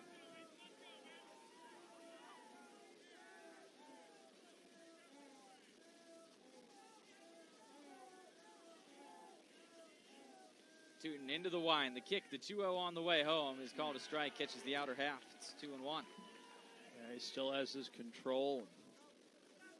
Dots a fastball there on the outside corner. Wind in the 2-1 pitch now coming home. Called a strike. He hits the inside corner this time to even the count.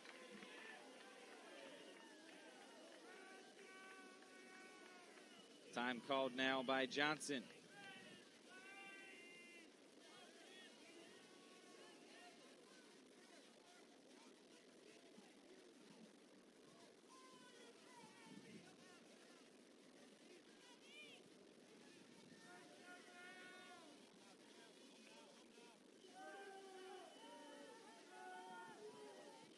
Ethan back on the rubber.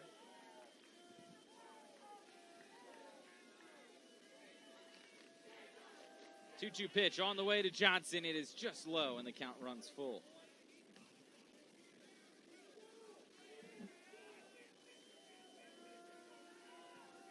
Payoff pitch on the way home. There's a swing and a grounder to third. Ooh. Funky hop, barehanded by the third baseman Taylor, who's throw across his dugout by Lamb. What a play on both sides of the infield. It took a sideways hop on Taylor. Barehand fire across.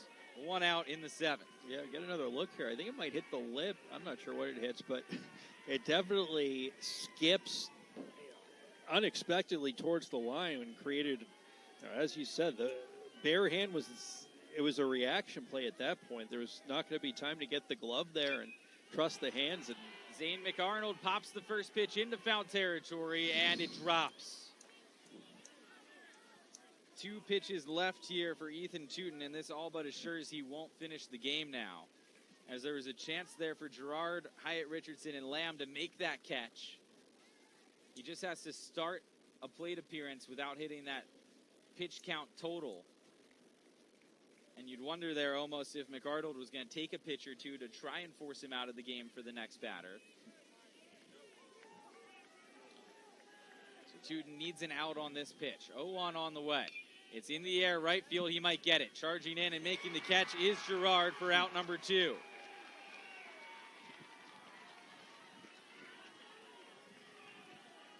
And Tootin will be allowed to stay, and he should be 1 shy of the pitch count to start this plate appearance.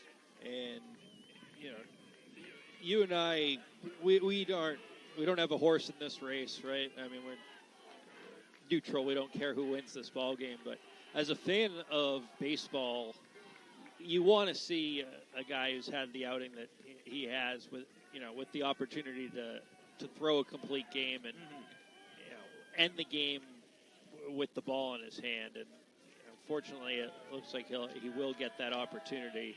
Rock Petrello fouls the first pitch off. It's 0-1 on him. They understand why those rules are in effect for player safety, but at this juncture in a season, you do want a guy to get his flowers here and get that final out. 0-1 the count. Tootin winds and fires home. He misses inside, a ball and a strike. This will be his final batter no matter what happens here. Noah Owens waits on deck. He hopes for one more plate appearance. The wind, the 1-1. Time was called. Pitch does not count.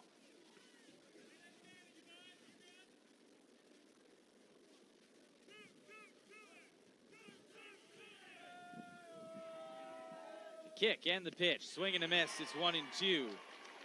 And the Trenton Tigers are down to their final strike.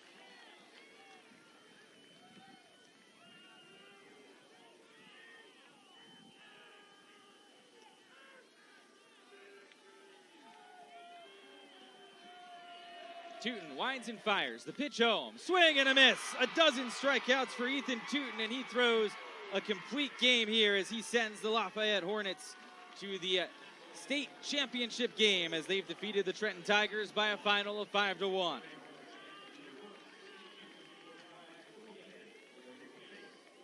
Five unanswered runs scored by the Hornets after they trailed 1-0 in the top of the first. And they will their way to victory on the back of the left-hander, Ethan Tootin, who had an RBI double in the 5th inning. He had a dozen strikeouts on the mound, and he is our Academy Sports and Outdoor Player of the Game.